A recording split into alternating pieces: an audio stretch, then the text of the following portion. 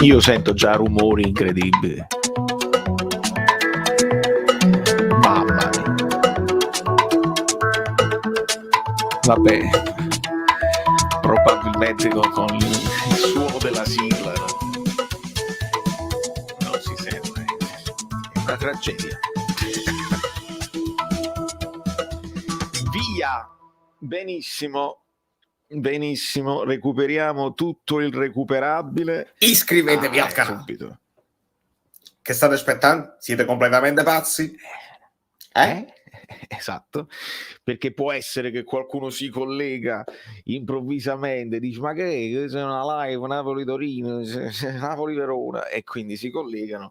E io ringrazio tutti i nuovi iscritti, per esempio Olowo Candy, Candy, I have no idea.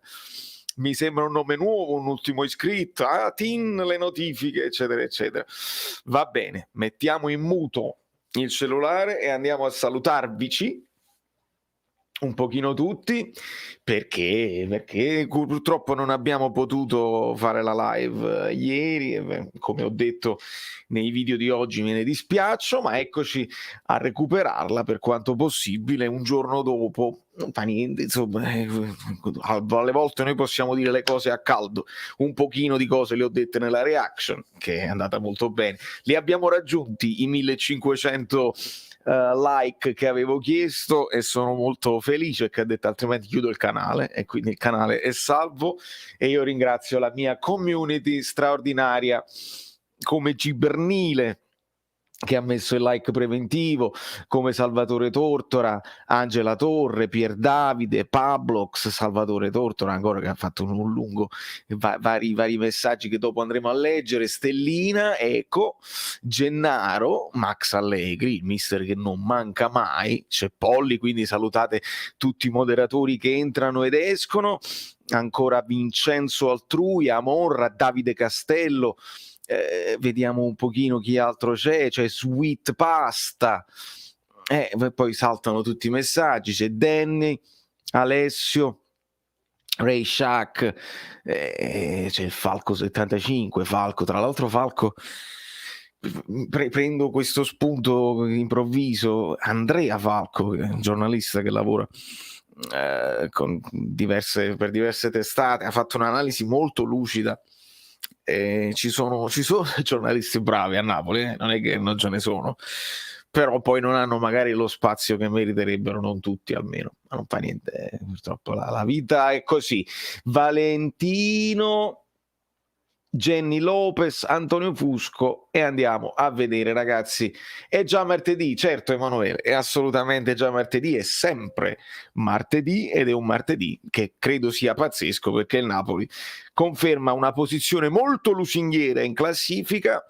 Io ho parlato di 8 vittorie molto diverse, possiamo andare a scavare nella memoria, insomma, quelle che sono le sensazioni generali di un Napoli che sta portando comunque le vittorie a casa. Poi, se vogliamo andare nello specifico, io ieri sera ho fatto un po' di analisi nella nottata, ma ovviamente si può andare anche più nello specifico a parlare di qualche cosa che abbiamo concesso. Io poi non è che per fare il pompieraggio, però il Napoli alcune lacune, ma le dice Spalletti, che dobbiamo ancora farle. Però quello che mi è piaciuto tantissimo di ieri è che il Napoli non si è sottratto alla lotta fisica, perché questa era la cosa che poi Spalletti aveva chiesto e il Napoli l'ha fatto. Il Napoli è andato tosto nei contrasti, non li ho visti molli, poi magari qualche contropiede lo concedi, però devi scalare bene indietro senza arrenderti, insomma. Io resto molto soddisfatto della prestazione, non era facile, il gol arriva alla fine, va bene proprio così. 100 like, tanto per iniziare, grazie Polli, grazie a tutti. E andiamo a vedere. Buonasera Marco, buonasera Napoli 1926. Amico mio, cerca sul canale, vai sul canale. Noi non ho potuto fare proprio un'intervista in diretta, ma con l'amico di Coprio io ho fatto il video. Se tu cerchi Caffè Napoli tifoso giapponese, lo trovi il video dove l'amico di Coprio ci ha spiegato un pochino di cose, come mai è diventato tifoso del Napoli, come fa a parlare italiano, e quindi l'abbiamo fatto, è straordinario. Il tifoso giapponese, sono giapponese, il tifoso giapponese lo abbiamo fatto dal vivo. È un po' complicato per una questione di fusi orari tremendi tra di noi. Se io sto di mattina in Italia e pomeriggio, lui sta alla sera, veramente è un macello. Forza Napoli da Lecce, un abbraccio, viva il Sud, grazie Davide. Pablox, non vorrei dire, ma vedo messicani indignati. Ecco qua, questo è uno dei temi, Pablox.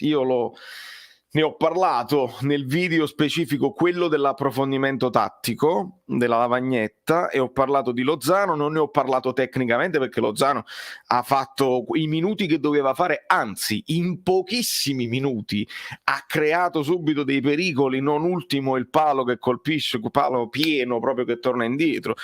Insomma, quindi Lozano non è un problema per il Napoli, anzi è una risorsa che ci ritroveremo utilissima per poi vincere le partite.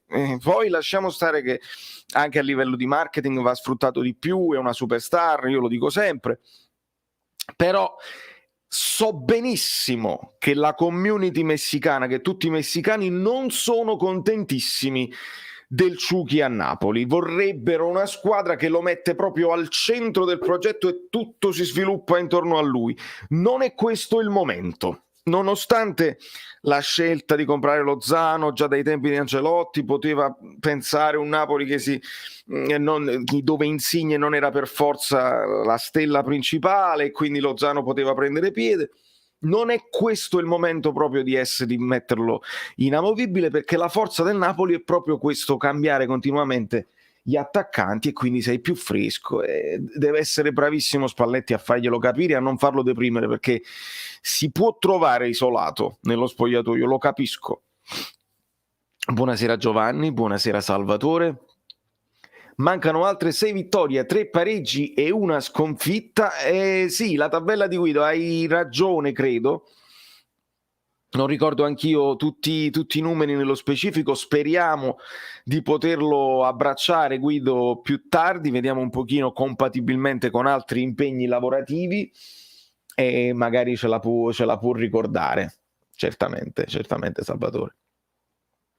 Si sprecano i cuoricini e salta tutto. Ecco qua, salta tutto. I commenti dei messicani indignati anche sotto gli highlights del canale e del Napoli. Ah, benissimo Max, perché io facevo riferimento agli highlights ufficiali della Serie A, che però quando li vedi dall'estero sono ovviamente in inglese e i commenti sono tutti quelli che stanno all'estero, e tra questi commenti, quelli che commentano la Serie A, ovviamente ci sono i messicani, ovviamente ci sono community diverse e lo dicono sempre. A parte c'è un commento sotto gli highlights che è quello che mi dà più fastidio: mamma mia, underrated.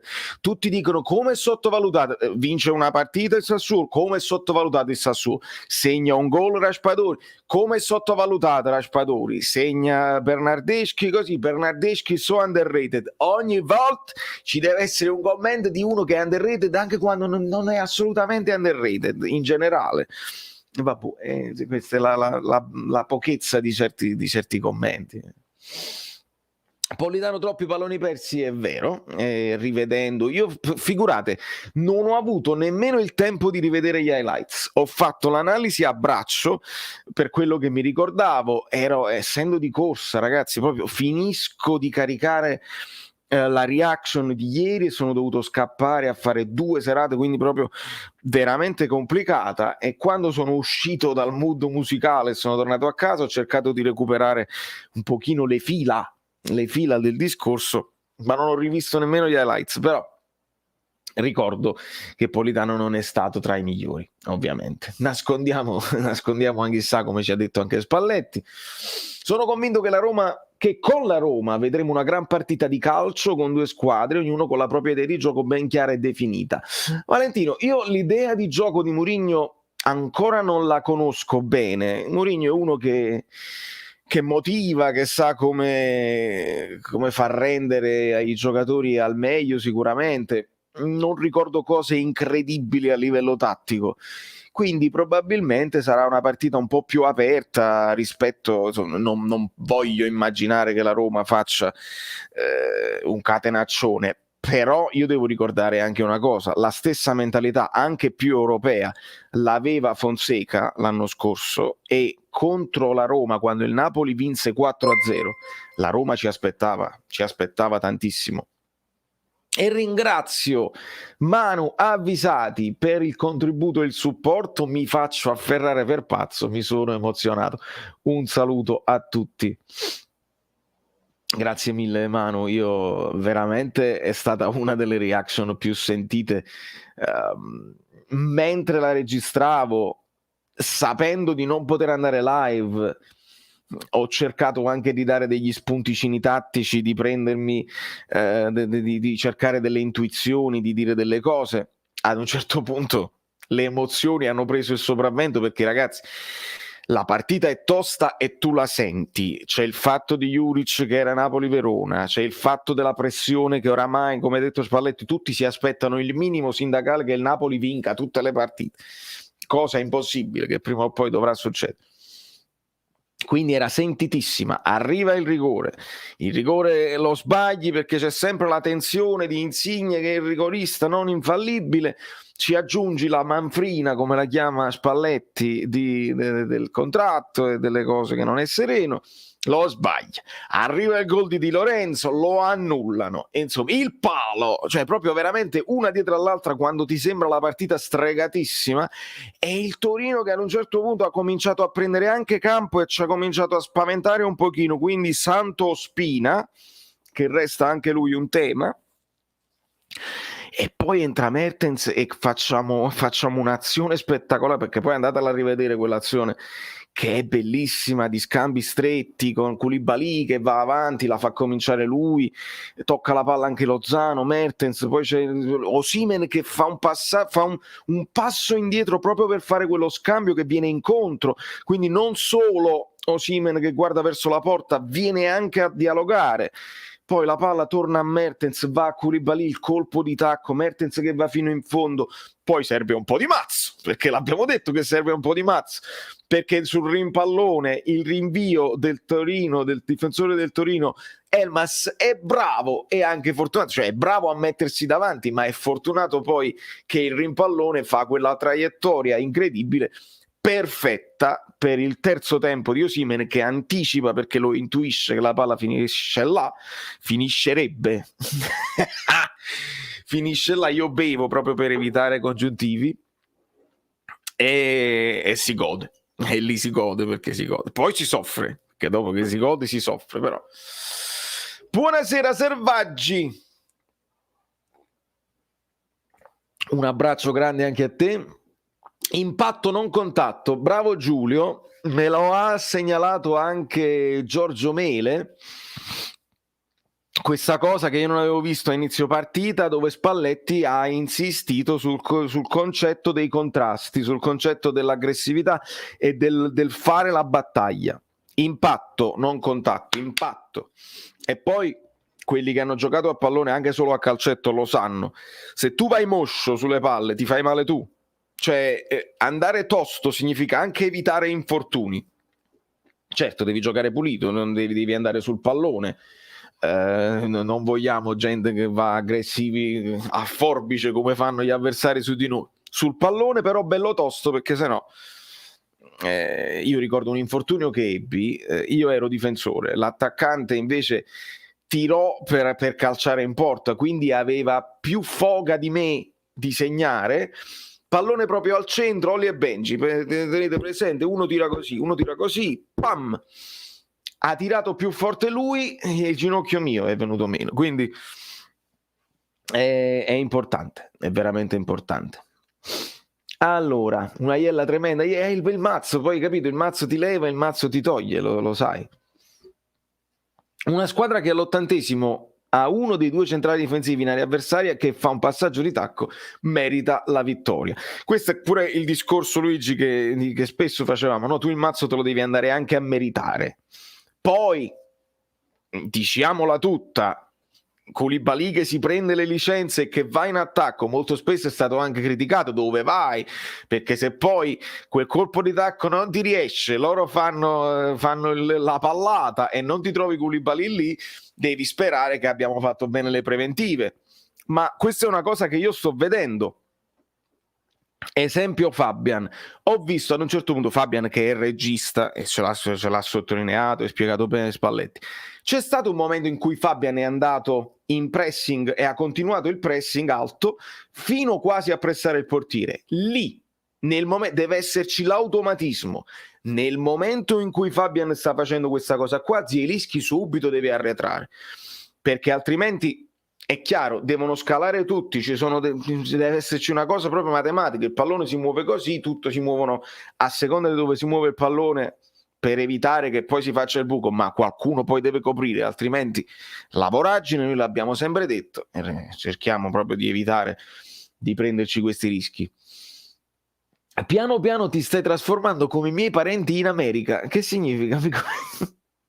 Spiegami, parli di linguaggio, fammi sapere. Può essere i congiuntivi. Un caffè. C'era pure rigore quando abbiamo segnato. Fammici ragionare. Ma tu dici quando Mertens fa il cross? Chiedo. Ti seguo con piacere per la competenza e la simpatia dei tuoi interventi. Che musica ami? Maurizio, io sono rocchettaro, abbiamo un polsino qua che lo testimonia. Nasco insomma ascoltando i Led Zeppelin in primis, tutta la musica degli anni 70, rock se è possibile, Jimi Hendrix, i Queen, i Deep Purple, i Black Sabbath. Poi il lavoro mi porta a studiare jazz, a studiare pop, dance, tutta la musica che poi viene più ascoltata anche nei locali, che vende un pochino di più, e per fortuna mia ho imparato ad apprezzarla e io mi diverto tantissimo anche a suonare questa roba qua.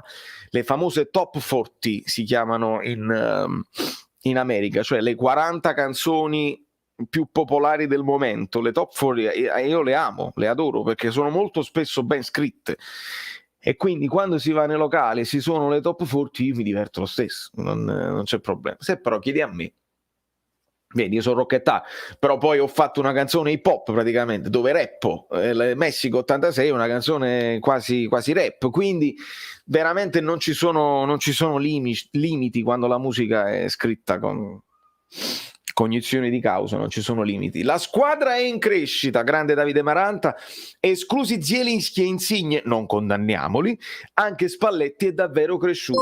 Speriamo pure che dirigenza e presidenza possano assurgere a un profilo internazionale.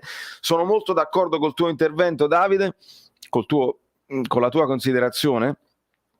Sicuramente mi piace sottolineare la crescita di Spalletti, perché veramente poi io ricordo tante conferenze nel passato dove lui sbroccava, e prima o poi sbroccherà, perché lo so che sbroccherà. Adesso ha anche la forza dei risultati che lo permettono di essere sereno, però ha fatto un salto di qualità a livello di comunicazione pazzesco veramente. Non mi perdo il sostegno e il supporto di Vincenzo P, che ci dice: a me sono sembrati tutti molto più maturi, hanno fatto tutte e due le fasi. Quando vedi Fabian che va a contrasto e poi KK semplicemente in mezzo. Bravissimo Vincenzo, io l'ho sottolineato proprio questo fatto di Fabian, mi sono preso questa libertà di chiamarlo migliore in campo, ovviamente un po' provocando, cioè non provocando, ma insomma è chiaro che Osimhen risulta decisivo perché è straordinario, Mertens è risultato decisivo col suo ingresso, però ho voluto volutamente sottolineare la partita di Fabian, perché ha messo nella scatola della partita quelle cose che di solito prima non metteva e che Spalletti gli sta chiedendo, quindi veramente importante. Saluto e ringrazio anche Michele D'Ambrosio, passo al volo e sento ancora un eco nell'aria, un eco che mi pare dica fa amore. Un saluto Vale e forza Napoli, grande Michele, ti ringrazio tantissimo. Io non voglio nemmeno immaginare i miei vicini di casa cosa credano che succeda perché io poi li ho visti gli americani quando poi seguono il baseball, insomma il football americano, il stesso basket, gridano, ma di solito lo fanno nei bar, cioè almeno sono quelli che ho visto io. Seppure a casa hanno questi tipi di reazione da soli, perché una cosa è quando stai in compagnia, no? Stai tutto fatta a birra e quindi alluccano nei pub. Una cosa è farlo proprio da solo, quando sei da solo, vuol dire proprio che sei completamente folle e innamorato della tua squadra. Un saluto a Luigi e andiamo a vedere. Siamo sulla stessa linea per l'ascolto, la musica sempre ok, certo Maurizio. Allora, guarda, Ever, non mi risulta, aspetto più dettagli. Sai come mai ieri è tornato il tifo organizzato? Con chi erano in polemica gli ultras? Non mi risulta che siano tornati, in realtà, perché mi dicevano dallo stadio che quelli che c'erano a fare il tifo non facevano parte dei gruppi. Quindi c'è stata una spinta da parte del tifoso, tra virgolette, passatemi il termine, normale, ma gli ultra dovrebbero essere ancora in rotta ma la polemica comunque dovrebbe essere più con le istituzioni che sono stati troppo severi, che magari uno si leva un attimo la mascherina oppure si scambia di posto e sono arrivate queste multe, cosa che negli altri stati non succede. Quindi veramente speriamo possano tornare al più presto, perché gli ultras, la mentalità, tutto quello che volete voi, la violenza che noi condanniamo in continuazione, però quel tipo di supporto incondizionato anche al di là di quello che è il risultato della partita, non l'andamento generale, è una cosa che il tifoso normale non ha. Il tifoso normale guarda la partita, succede una cosa, si mannaggia. Gli ultra, quelli là, alcuni stanno girati proprio verso gli altri amici ultra, la partita non se la vedono proprio, e il loro lavoro proprio a luccare, creare quell'atmosfera. Speriamo che la società guardi il tuo video e facciano qualcosa relazionato al Chucky per Halloween. Hai la visione a 360 gradi. Grazie mille, Manu. Veramente ci tengo molto, perché poi io l'ho fatti i complimenti a De Laurentiis quando doveva averli, e non c'è dubbio che la scelta di Spalletti, che sappiamo l'allenatore lo sceglie il presidente, quindi si prende onori e oneri, scegliere Spalletti quando molti parlavano di Italiano, di De Zerbi, di Dionisi, di tutta una serie poi si è parlato di Conceição, tutta una serie di allenatori in rampa di lancio sicuramente, che poi cresceranno, faranno delle ottime cose, che hanno delle buone idee di calcio, va benissimo, però io ho detto dall'inizio, non rischiamo con un altro allenatore che deve fare esperienza, perché altrimenti diamo il fronte, il fianco, prestiamo il fianco a questi, alla cosa classica, e gli manca l'esperienza nei momenti di difficoltà, che poi è vero, ma soprattutto l'esperienza di Spalletti ci sta dimostrando che può mettere quel di più, perché i giocatori si fidano di più di un allenatore esperto, e quando ti dice una cosa tu dici fammela fare. Spalletti ne ha viste di più di De Zerbi, di Italiano, eccetera eccetera. Quindi un Osimhen che si relaziona con Spalletti e Spalletti gli dice cassa la palla, ridammela col sinistro, stoppala col destro e ridammela col sinistro, girati. Osimhen non lo fa, ma se Osimhen si confronta con Italiano, con tutto il bene, no? Osimhen che comunque è una superstar anche lui del suo paese, perché l'africano più pagato del mondo, poi dopo lui è giovane ancora, quindi viene dal fuoco e deve esaltarsi. Con Italiano dice ma tu chi sei? Ma chi hai allenato nella tua carriera che mi puoi dire a me, che sono l'africano più pagato del mondo, di mettere il pallone a terra in un certo modo? Quindi era importantissimo. Quindi questo per dire i complimenti ad ADL nella scelta dell'allenatore, li faccio senza dubbio. Contemporaneamente mi piace sempre sottolineare quello che a gratis si può fare di più e di meglio per far crescere il brand, per far crescere il Napoli nel mondo. Io sto a New York, io certe dinamiche le sento di più. L'amico Frank Parziale si è appena comprato la maglietta, $175, è una bella botta. $175 perché 125 più eventuali spedizioni, chissà, probabilmente cambio perché 125 sono euro, quindi cambio in dollari, un macello esagerato. Fammela trovare in qualche store qua. Stai facendo l'operazione marketing per Halloween, Lozano in prima fila con una cosa, con una zucca in testa, e tutti i messicani si compravano questa maglietta e se la mettevano alla parata di Halloween qua a New York. Invece no, l'operazione è un po' elitaria, 1926 pezzi, è la solita cosa, quindi si può fare di più e di meglio e noi lo diciamo sempre. Mi sono allungato, ma c'era un messaggio di Fabio Versatile che avevo visto, eccolo qua. Rap, rock, K3, Victor, Spalletti, Bevi, fammi entrare. Fabietto, ti faccio entrare. A brevissimo lancerò il link dell'invito agli amici abbonati bellini, che voglio anche sentire, ma adesso vediamo, sto cercando di organizzare nella mia testa, visto che poi c'è anche la pagina Facebook Caffè Napoli 1926, l'Instagram, che si stanno attivando tantissimo, stanno chiamando tantissimi ospiti, stanno facendo più live. Voglio rimanere anche al passo con il resto della squadra e avere un ulteriore, sempre compatibilmente con i miei impegni musicali, un ulteriore live in mezzo settimana, no? Che non sia per forza post partita, dove possiamo sentire anche un pochino il polso dei tifosi, ma non solo nel leggere i commenti, ma proprio vederli, e quindi piano piano allargare la partecipazione anche video, che è una cosa che Paolo Del Genio ha capito subito ed è stato uno dei primi a fare, e quindi va bene così. Salvatore P: il gol del Napoli mi ha ricordato il Barcellona, comunque la maglia stupenda, top, grazie amico mio. Il Barcellona ovviamente quando ci sono gli scambi a terra di passaggi di prima si dice sempre ma chi è o Barcellona, si dice sempre, solo che il Barcellona non è più proprio così.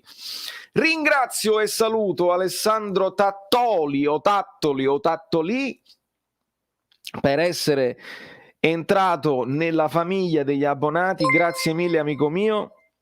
Mandami un messaggino magari su Instagram @ValerioFluido con il tuo username Telegram, in modo tale che posso aggiungerti al gruppo degli abbonati. Grazie mille, e ringrazio e saluto, come se ce ne fosse bisogno, l'amico Tore Falanga da Londra, che dice: Spalletti è compatibile con il contesto Napoli.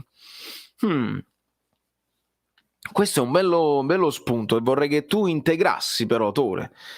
Adesso vediamo, magari lanciandovi anche il link, vediamo se uno alla volta, per carità, ovviamente voglio fare questa cosa per non creare poi la confusione di troppa gente, che io quando guardo anche le altre live 5-6 ospiti non si capisce niente.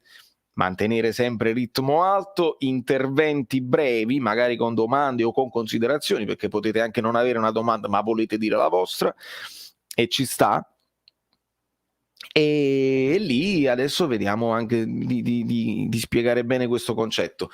Giusto quello che dici, mi meraviglio che il presidente, che è un uomo che sa guardare al futuro, non faccia nulla per migliorare questo aspetto. Vediamo, amico mio, sì, la questione sempre che dicono il visionario, alle volte ce l'ha, alle volte no. Per esempio, mo leggo qua, spiegatemi come Anghissà possa valere 15 milioni. Per ADL si profila un affare alla Cavani. Tu parli di Anghissà come affare alla Cavani. L'affare per esempio Osimhen, che sembrava essere strapagato, ad oggi, se andate a vedere, non sembra più strapagato. Quindi quando noi facciamo certe considerazioni anche sul prezzo dei giocatori, sono considerazioni che andrebbero fatte alla fine del percorso che ha fatto il giocatore col Napoli. Prendi Cavani, lo paghi 17 quanto lo pagasti all'epoca, sembrava Napoli ha speso una bella cifra, perché all'epoca era una bella cifra. Lo rivendi a 60 e dispari e tu dici caspita, è importante, ma non era tanto rispetto a quanto vale poi Cavani. idem si potrà fare con Osimhen, e idem potrebbe essere, anche chissà, se veramente adesso la sua cifra è 15 milioni come da accordi e da contratto, andrebbe preso subito. Proprio ci ha cambiato la storia del Napoli in questo momento, perché immaginate lo stesso Napoli, lo pensate l'anno scorso, lo stesso, senza anche chissà, con l'infortunio di Dem, è stato buono, non avremmo fatto queste 8 vittorie. Allora, hai notato che Osimhen ieri è stato il primo ad incoraggiare Insigne? Rachmani sottovalutato, da molto equilibrio, vero? Notato che Insigne è appena uscito, la prima cosa che è stato sfogarsi con Starace. Allora, questo non ho visto, il fatto di Starace non l'ho visto. Ho visto, quando è uscito, ho visto quel calcio di stizza che ha dato Insigne, tutto prevedibile, tutto previsto, niente che mi sconvolge più di tanto.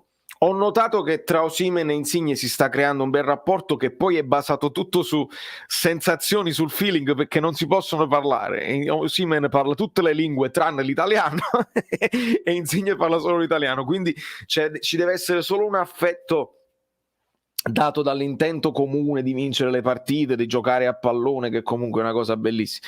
E ho visto un bel sorriso da parte di Insigne, l'abbraccio con Osimhen, quasi come a dire: mi hai salvato, ci hai salvato con quel gol. E il finale della partita di Osimhen, dove lui veniva abbracciato a turno da ognuno dei giocatori e si è preso un attimo la scena che meritava, è stato veramente da brividi, veramente da brividi. Insigne, tu sei il reginetto del tiro a giro, sei il migliore come assist, ma i rigori non ne sai tirare. Citazione, ovviamente, quando mi dici reginetto, io immagino immediatamente Natale in casa Cupiello, quando si parla della frittata cacio-pollo, la reginetta della frittata cacio-pollo, ma un caffè non è cosa tua. Quindi, il caffè che in questa tazza non ci è mai stato. Ludovica, finalmente riesco a seguire una live e non la recupero il giorno dopo. Mi fa piacere, amica mia, io lo so che tu ci sei sempre, anche quando non ti leggo. Dai un abbraccio anche al tuo fidanzato e ti ringrazio, mi fa piacere che il lunedì sera siamo riusciti a beccarci. Vogliamo fare un ride alla Bobo TV. Amico mio, come si fa il ride tra YouTube e quell'altra cosa? Non lo so se si può fare, però sarebbe sfizioso. Prima o poi pure riuscirò a mettermi in contatto con Adani. 200 like? Non ci siamo arrivati ancora? E ci sono 223 persone con un preventivo di 70 like? Mi fermo.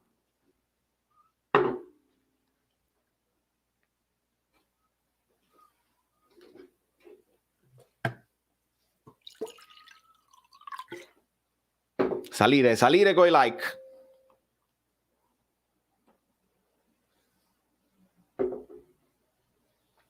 Salire coi like. E dato che Fabio ha ragione, io lancio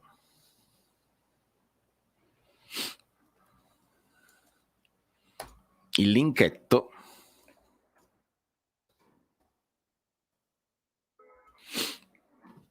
e vediamo chi ci sta. Più like, la Fiorentina perde, mi dicono. Aspettate. Ah no, sta qua. Dove va? È già tutto pronto. In caso di neve, Colmar. Sì, Spalletti, abbiamo capito. Aspetta. Ok. Tutto a posto. 200 like, benissimo. Benissimo. Io lo so che alle volte devo semplicemente ricordarlo. Sì. Bravi. Guido, lo aspettiamo. Come ho detto a inizio live, ci sono impegni lavorativi che precedentemente presi, speriamo che ce la possa fare.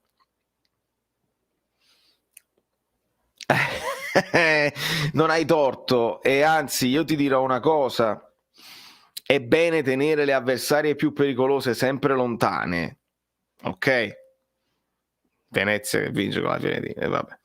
Però se voi andate a vedere la classifica, io adesso dico una cosa su cui non sono convinto nemmeno io.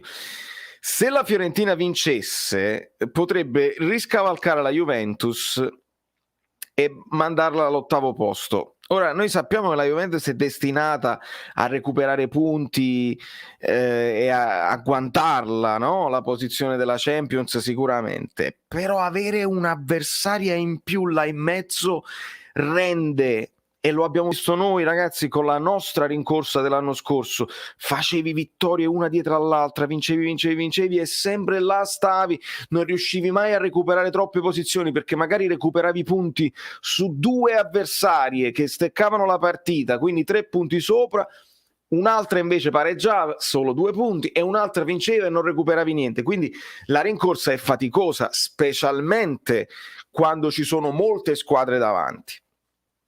Quando invece la Juventus parte male come anni addietro e davanti c'era solamente una squadra, è più facile poi che la rincorsa funzioni, rincorsa che fu aliena, disumana, di 24 vittorie su 25, una cosa del genere, una roba veramente incredibile. Allora andiamo a vedere. Ho visto il video con Dicopo, che è bello vedere uno straniero tifare per Napoli e il Napoli. Speriamo la società faccia qualcosa per far sentire i suoi tifosi. Sì, amico mio, è importante.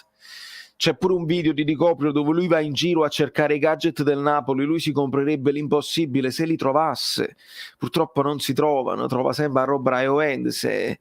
Ma tu devi pensare, il problema non è Di Coprio, perché Di Coprio resterà tifoso del Napoli, ma tu pensa ai nuovi bambini, i bambini che si avvicinano al calcio adesso, martellati da video su Instagram, e una volta vira Ronaldo che salta 3 metri e vira Ronaldo così, e una volta vira Messi, e una volta vedi a Holland, e una volta vedi a Mbappé, a Neymar, e quindi sono martellati da queste superstar che non stanno in Italia e non potranno mai stare a Napoli. Come si fanno i nuovi tifosi? Semplicemente perché il vecchio tifoso fa un figlio e lo convince a tifare per il Napoli. Tu devi fare i nuovi tifosi, e i nuovi tifosi li fai come? Presenza in Europa sempre, che sia Champions meglio o Europa League, perché così più immagini internazionali, e presenza negli store con le superstar che sei riuscito a prenderti. Lozano, Osimhen sono i nostri punti di forza anche a livello mediatico. Insigne lo è stato per l'Italia perché comunque tira a giro, eccetera eccetera. Vanno sfruttate queste cose qua.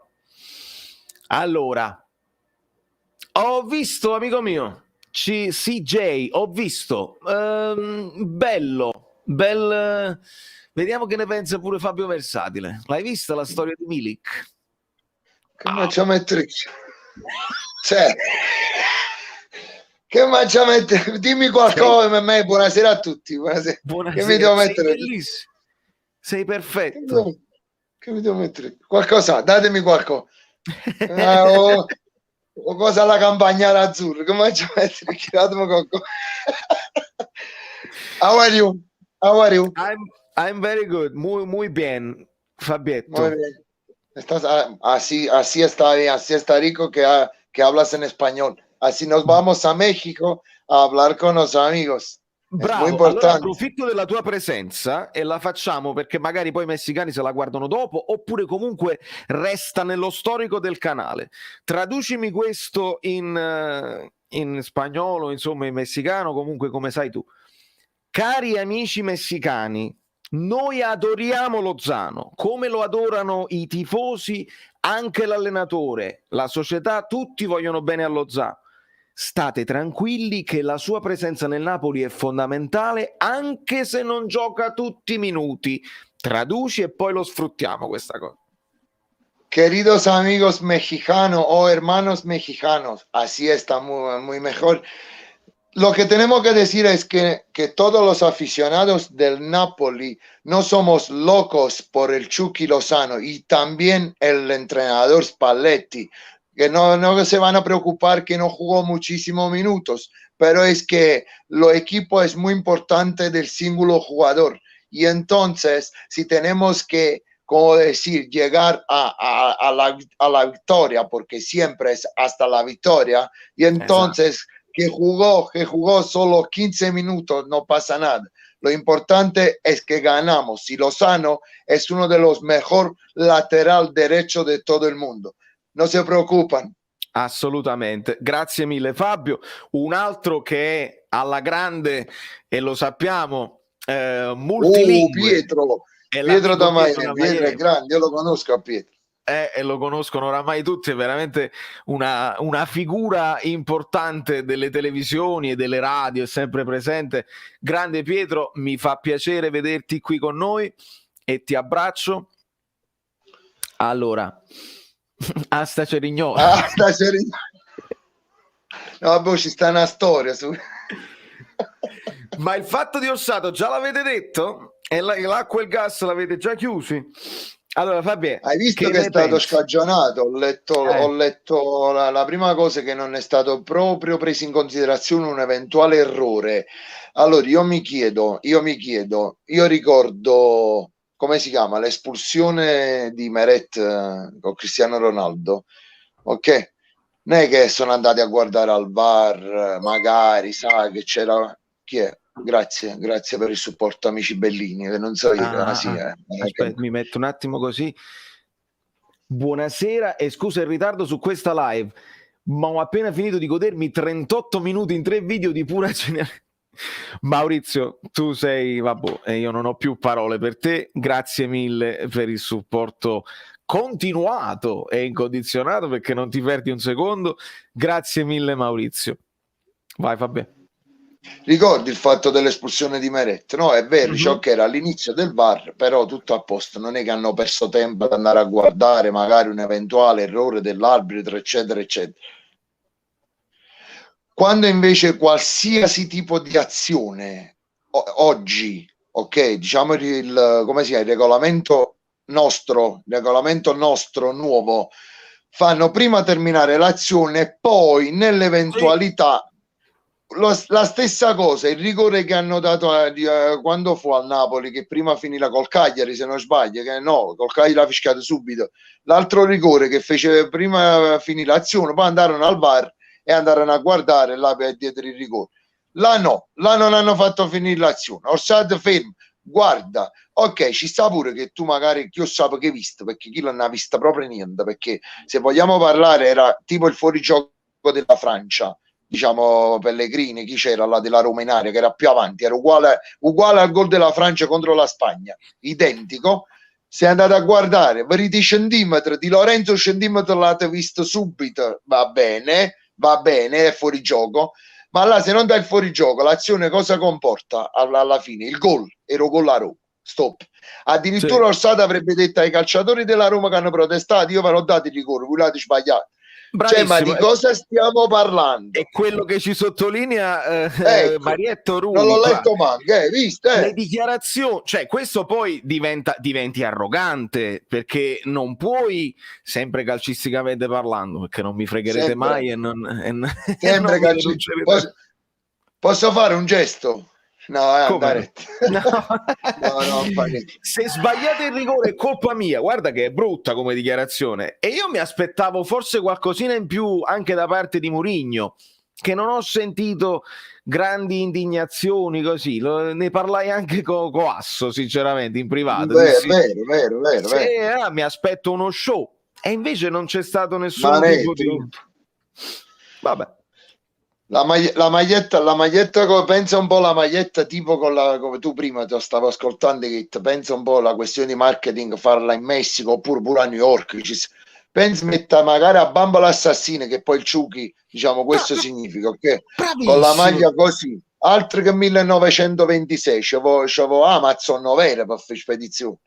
Bravo, DHL International, è Halloween, è proprio il Ciuchi, proprio la bambola assassina, che stava diventando pure più cattivo dopo l'infortunio all'occhio, era meno bravo ragazzo, la cosa un po' più cattivo. Io vedo proprio che erano pochi cazzini, ma rispetto all'anno scorso tu parlavano dell'infortunio, ma a me l'infortunio, l'occhio, già sai, sempre calcisticamente parlando, io vedo poco più, che poi Spalletti, tu forse... Vai, no, parla, io li prendo per dopo. No, leggevo, dico, Spalletti, quando ha detto un bravo ragazzo, se non sbaglio, lui si riferisce in settimana, ovvero che diciamo, seguono le regole, sono molto, diciamo, attenti, chiedono, anche sa già parla italiano.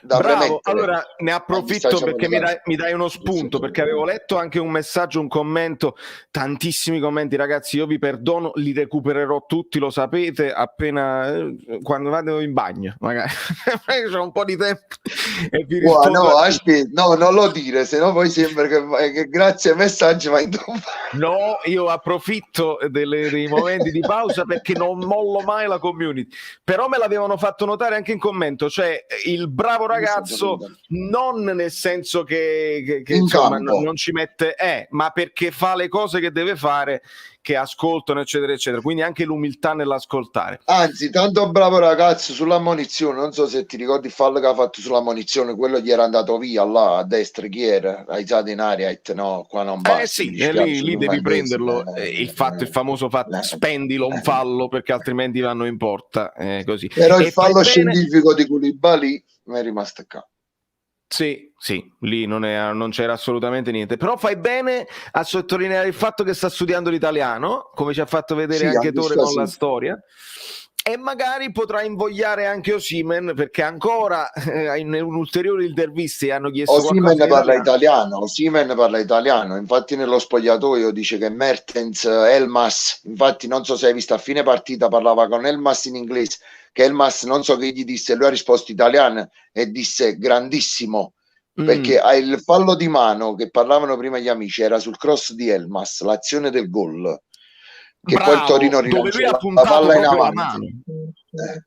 Quello era più rigore e kill che ci hanno erato, sinceramente 100.000 volte, perché là magari un contrasto, sai, tira magliette, tante volte non li fischiano, ma quello era rigorissimo. E quindi è solo un po' come si dice, magari ancora timido, perché Guaglione non vuole fare errori in italiano, ma starà imparando anche lui. Saluto Mario Taiano che vedo, buonasera a tutti, il grande Mario, e riprendo il messaggio di Gregorio che dice: tornando su Lozano, non è che c'è stato un errore, perché togliere Osimhen e mettere Lozano prima punta? Fabietto, io l'ho detto subito, quello che ti fa Osimhen a livello fisico Lozano non lo fa ancora, cioè non lo fa, probabilmente non lo può fare proprio. Aveva appena segnato, come voleva Osimhen, sincero. Chi toglie Osimhen? Tu lo puoi pure togliere, ma perdi la possibilità tattica di dargli palla addosso. Togli a Mertens solo in profondità. Togli a Mertens, allora è arrivato a sto punto, perché tanto Ciren dice niente, togli a Mertens, perché così comunque diciamo Lozano un po' lo hai perso nella partita di domenica, però sappiamo che comunque Spalletti poi ti prende sotto al braccio e Lozano giovedì magari gioca e un Napoli vince 3-0, tripletti Lozano con Legia Varsavia, quindi diciamo sì, perché l'ha fatta sì con Osimhen, con Fabian, ma Mario Rui, ma voi vi rendete conto no? Se non veniva Spalletti al Napoli, manca Sarri ha fatto con pallone a Mario Rui. Io lo dico così perché voi sapete la mia battaglia personale che va da anni con ma più che col calciatore che ha limiti ovviamente strutturali, ma perché si pone sempre in modo molto stizzoso, sai, quelle cose come dire no, io sono forte, gioco come dico io, prima fino a prima che veniva Spalletti era molto atipico, o come si dice, aiutami a dire, no atipico, era quando uno come non rispetta le consigne, come dicono con i calciatori. Apatico? Se vuoi usare una cosa del genere, vabbè, comunque sì. Se vuoi usare l'anagramma di atipico, apatico va bene, comunque è svogliato, insomma. Giocava proprio, diciamo, giusto, perché a fine mese ci mi vindotti in Napoli paga ed era chiarissima sta cosa. E questo a me non mi è mai andato giù, sì, è proprio così. Anarchico? No, ma aveva appena anarchico, esatto, grazie Gio. Con le coliche apatiche non si scherza, atipico, anarchico, atapaico. No, anarchico, volevo dire anarchico, è vero, perché mi sembrava, sai, tipo un Petagna, diciamo terzino sinistro, che tu dici, cioè non sai fa niente, però almeno mettici la buona volontà. Invece Spalletti gli ha corretto una cosa, la postura. È diventato un altro calciatore, secondo me avrà detto segui i movimenti proprio del corpo che fa Koulibaly, perché Koulibaly, pure Rachmani l'ho notato, quando ci sono le azioni, diciamo, oppure le seconde palle e lui si gira, diciamo, sempre in direzione di difesa o ripartenza. Mario Rui lo sto guardando che fa gli stessi movimenti quando sta sulla linea. Manca Di Lorenzo lo fa, Mario Rui sì. E io no, sto hai dicendo ragione. una cosa come se sto dicendo che io sono gay, ok? È uguale, no perché sono omofobo, inteso ho cambiato sesso, chi l'ha cambiato proprio modo di essere. Grazie Spalletti. Veramente. Giù Ron dice: buonasera, l'atleta Lorenzo Insigne è campione in tante cose tecniche, in questo momento dagli 11 metri è in difficoltà psicologica. Un campione umilmente, temporaneamente passa il dischetto. Non sono d'accordo. Fabio non è d'accordo. No, perché pure Ibrahimovic sbagliò 3 rigori consecutivi, vaglielo a togliere il pallone Ibrahimovic, no, si rigore. E poi, se non mi sbaglio, però ci fu il passaggio a che sì, che stesso sì. lui... Una partita, gli diede il pallone, che si sbagliava il rigore e dopo disse li tirò. No, ma la questione è questa. Poi abbiamo visto un rigorista infallibile come Veretù, che ieri comunque l'ha sbagliato.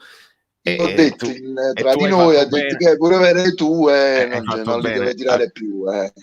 A ribadirlo. Ovviamente, se la scelta viene da Insigne, tanto meglio, nel senso che Insigne ha la capacità, la personalità di dire: mister, io me la sento, faccio la prossima, perché poi l'abbiamo visto già, era col Venezia che sbagliò il primo e poi si andò a prendere subito il pallone per segnare il secondo e fare il gesto, tengo insomma gli attributi eccetera eccetera. Adesso lui sta in questa attesa di poter fare quel gesto di nuovo e dimostrare. Vale, te la faccio facile. Te la faccio facile, proprio facile, ok? Se ci sta Mertens in campo, ok? Secondo te Insigne non dice vicino a Mertens o Mertens dice tiro gli Insigne, dice ok. Ma se non c'è Mertens, chi lo tiro? Simen, Fabian, Politano, lasciamo stare perché Politano non è cosa... Anch'issa forse, nel senso chi è? Koulibaly, come ti devo dire? Ospina. Ospina, bravo, Ospina sarebbe quello con personalità che lo fa. Io non lo so, Mertens, e lo sai quanto lo amo, Mertens non era infallibile dagli 11 metri. Mertens no, parlo di personalità, lascia stare, parlo di chi è che va vicino a Insigne, diciamo pallone. Questo voglio dire. No, nessuno, no, ma non lo fa nemmeno Mertens secondo me, a meno che non si sono messi d'accordo preventivamente, perché sicuramente c'è poi la confidenza nel parlarne nello spogliatoio prima. Sono 4 i rigoristi, infatti. Non conoscendoli i rigoristi più forti del Napoli, perché poi li vediamo solo in caso di finali, di Coppa, eccetera, eccetera, io farei un tentativo con quello più freddo, che alle volte sembra addirittura strafottente, tanto che è freddo, che è Zielinski. Mario Rui. No, Zielinski. Perché è polacco, perché è dell'est, perché ha comunque i piedi che ha e quindi potrebbe tirarlo pure col sinistro Zielinski, e quindi se se la sente però se se la sente Insigne, perché se Insigne non riesce a segnare da azione poi va in depressione totale e perdiamo un giocatore fortissimo, perché voglio viene meno Insigne, viene meno la pericolosità del Napoli, perché tu poi ieri nella Reaction hai fatto notare una cosa che quando l'ho ascoltata, il recupero che ha fatto difensivamente, per me è più importante quel recupero che ha sbagliato il rigore, sincero, perché datemi un esterno nel 4-3-3, ok, Boga, Berardi, li vogliamo contare tutti, Chiesa, poi chi ci sta, dimmi qualche... Chi è che fa? Pure l'Inter, lo stesso Inter, cioè metti terzini, ma non sempre si trovano magari a coprire. Infatti con la Lazio Felipe Anderson là si aiuta a Nozz, però per dire, ma infatti il Milan, Leao, Castiglieco, Leao, dove stanno gli esterni che fanno tutta fascia in difesa? Io neanche Politano lo fa, neanche Politano. No, è proprio vero. Per esempio, uno che lo fa, secondo me, è Salamakers, ma non ha poi quella qualità. Potrebbe anche essere, Fabio, vai tranquillo. Amici cari, e ora non credete che vorranno risarcire la Roma? Sì, ma io già l'ho detto che domenica non ci sperate proprio. Io già avevo paura, tra virgolette, lo sai, l'ho detto nella chat con gli amici bellini dell'X2, già sai il motivo, non lo voglio ripetere. Però con la Roma, ma più che risarcire, perché là non ci sta niente a risarcire. Con la Roma è un'altra cosa. Io con la Roma la vedo un'altra cosa proprio, perché la Roma va a 300 all'ora. Ecco. E fino adesso il Napoli una squadra ha trovato che va a 300 all'ora, è il Leicester, Dove siamo andati sotto di 2 gol. è il Genoa. E ci sono state le Facci difficoltà. caso, facci caso. Chiaro. Sono solo questioni di gerarchie. Hamsik non è riuscito mai a tirare punizioni da corto, idem Zielinski. Veramente credete che non sanno tirare punizioni chirurgiche?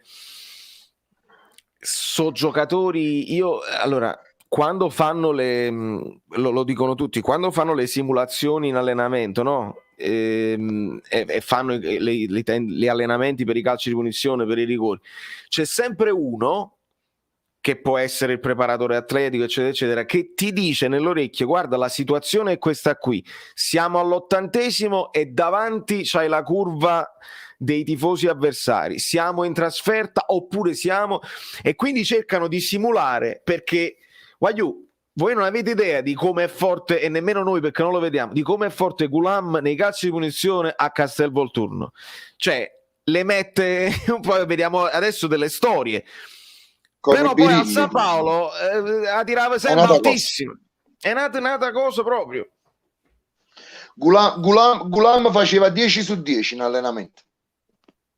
È proprio così. Il problema è che se non batti i rigori temporaneamente per un po' di settimane e poi quando certo, sto guardando una statistica, Vale. Sì. Hamsik ha sbagliato 8 rigori nel Napoli. Non ho mai sentito nessuno che ha rimproverato Hamsik. Ma io me lo ricordo, alcuni che mi ricordo uno. Ti ricordi quando sbagliò pure con la Juve prima che segnò di testa, che fece il gesto perché quel periodo non riusciva a segnare proprio scinna ma quella, ti ricordi? Ecco, Hamsik ha sbagliato 8 rigori. Io non ho mai sentito qualcuno che ha detto Hamsik così, Hamsik così. Allora io credo che sia una crociata, forse perché magari stiamo sempre là, quella è napoletana, ha sfunnato, ma magari sta facendo un po' l'altezzoso per contratto e magari i tifosi mugugnano, diciamo così. Ma mi dovete spiegare dove sta un campione europeo che non si prende la responsabilità di tirare un rigore?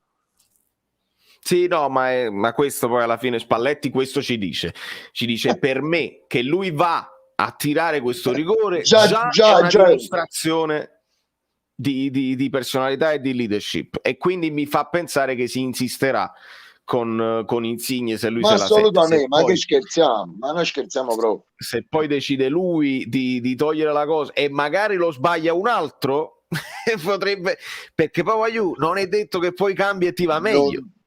Ti ricordi Cavani, quando c'era Cavani che fatto che si prese il pallone, se non sbaglio, da chi lo voleva tirare? No, con la Lazio, comunque non mi ricordo, che poi Cavani sbagliò il rigore. Io non ho mai amica che hanno detto ma no, Cavani si buono, non le tira più i rigori. Non credo. Ciao Vale, sono Ivan, che poi lo sai sarebbe Tina, sì, che poi sarebbe Tina, poi Tina sarebbe Ivan. Di martedì ricordo a tutti i tifosi 8-0-0, dobbiamo fare solo analisi senza criticare nessuno.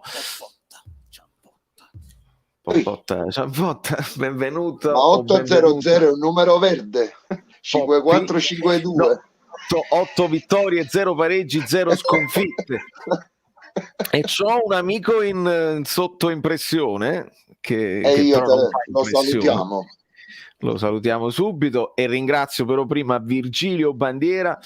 Buonasera Valerio e amici in tutto il mondo, voglio fare solo un appello contro il razzismo, rispetto qualunque colore, nazionalità e tifo. Grazie, e grazie a te Virgilio, e salutiamo il mitico Sabato Falano.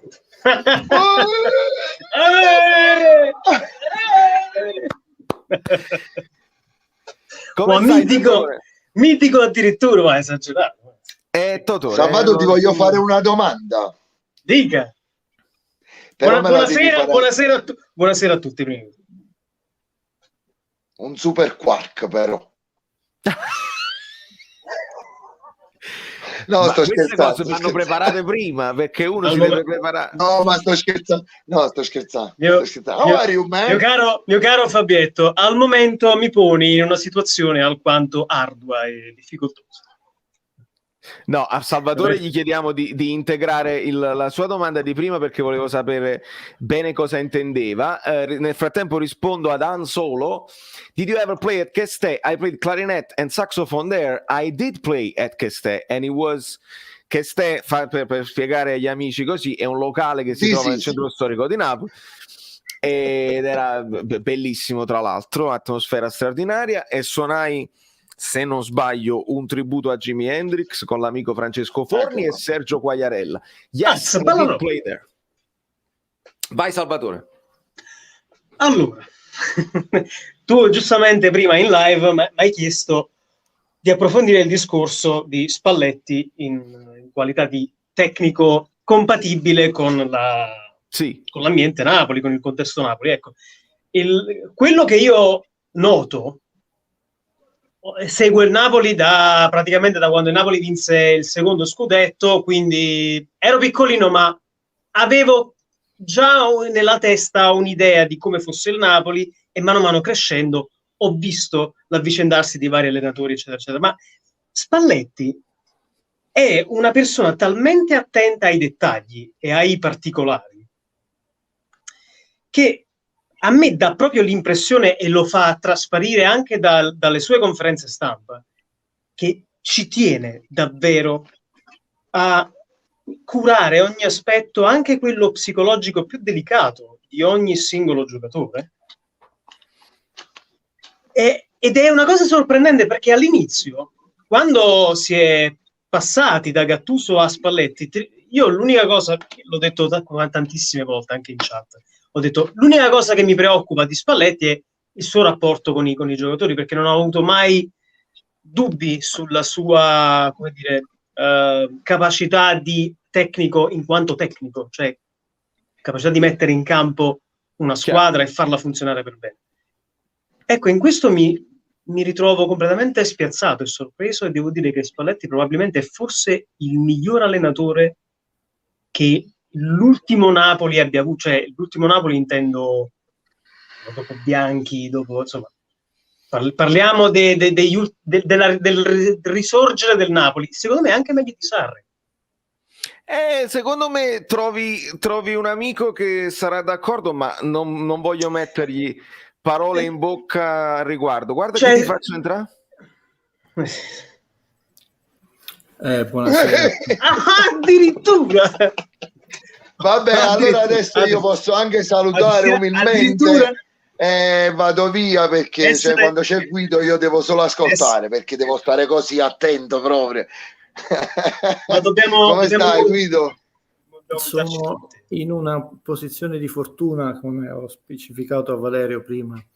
Mi trovo tra una presentazione e l'altra. Non so quello che avete detto, sicuramente qualcosa di illuminante che rovinerò con le mie parole, quindi fammi un riassunto di 1 minuto, Valerio.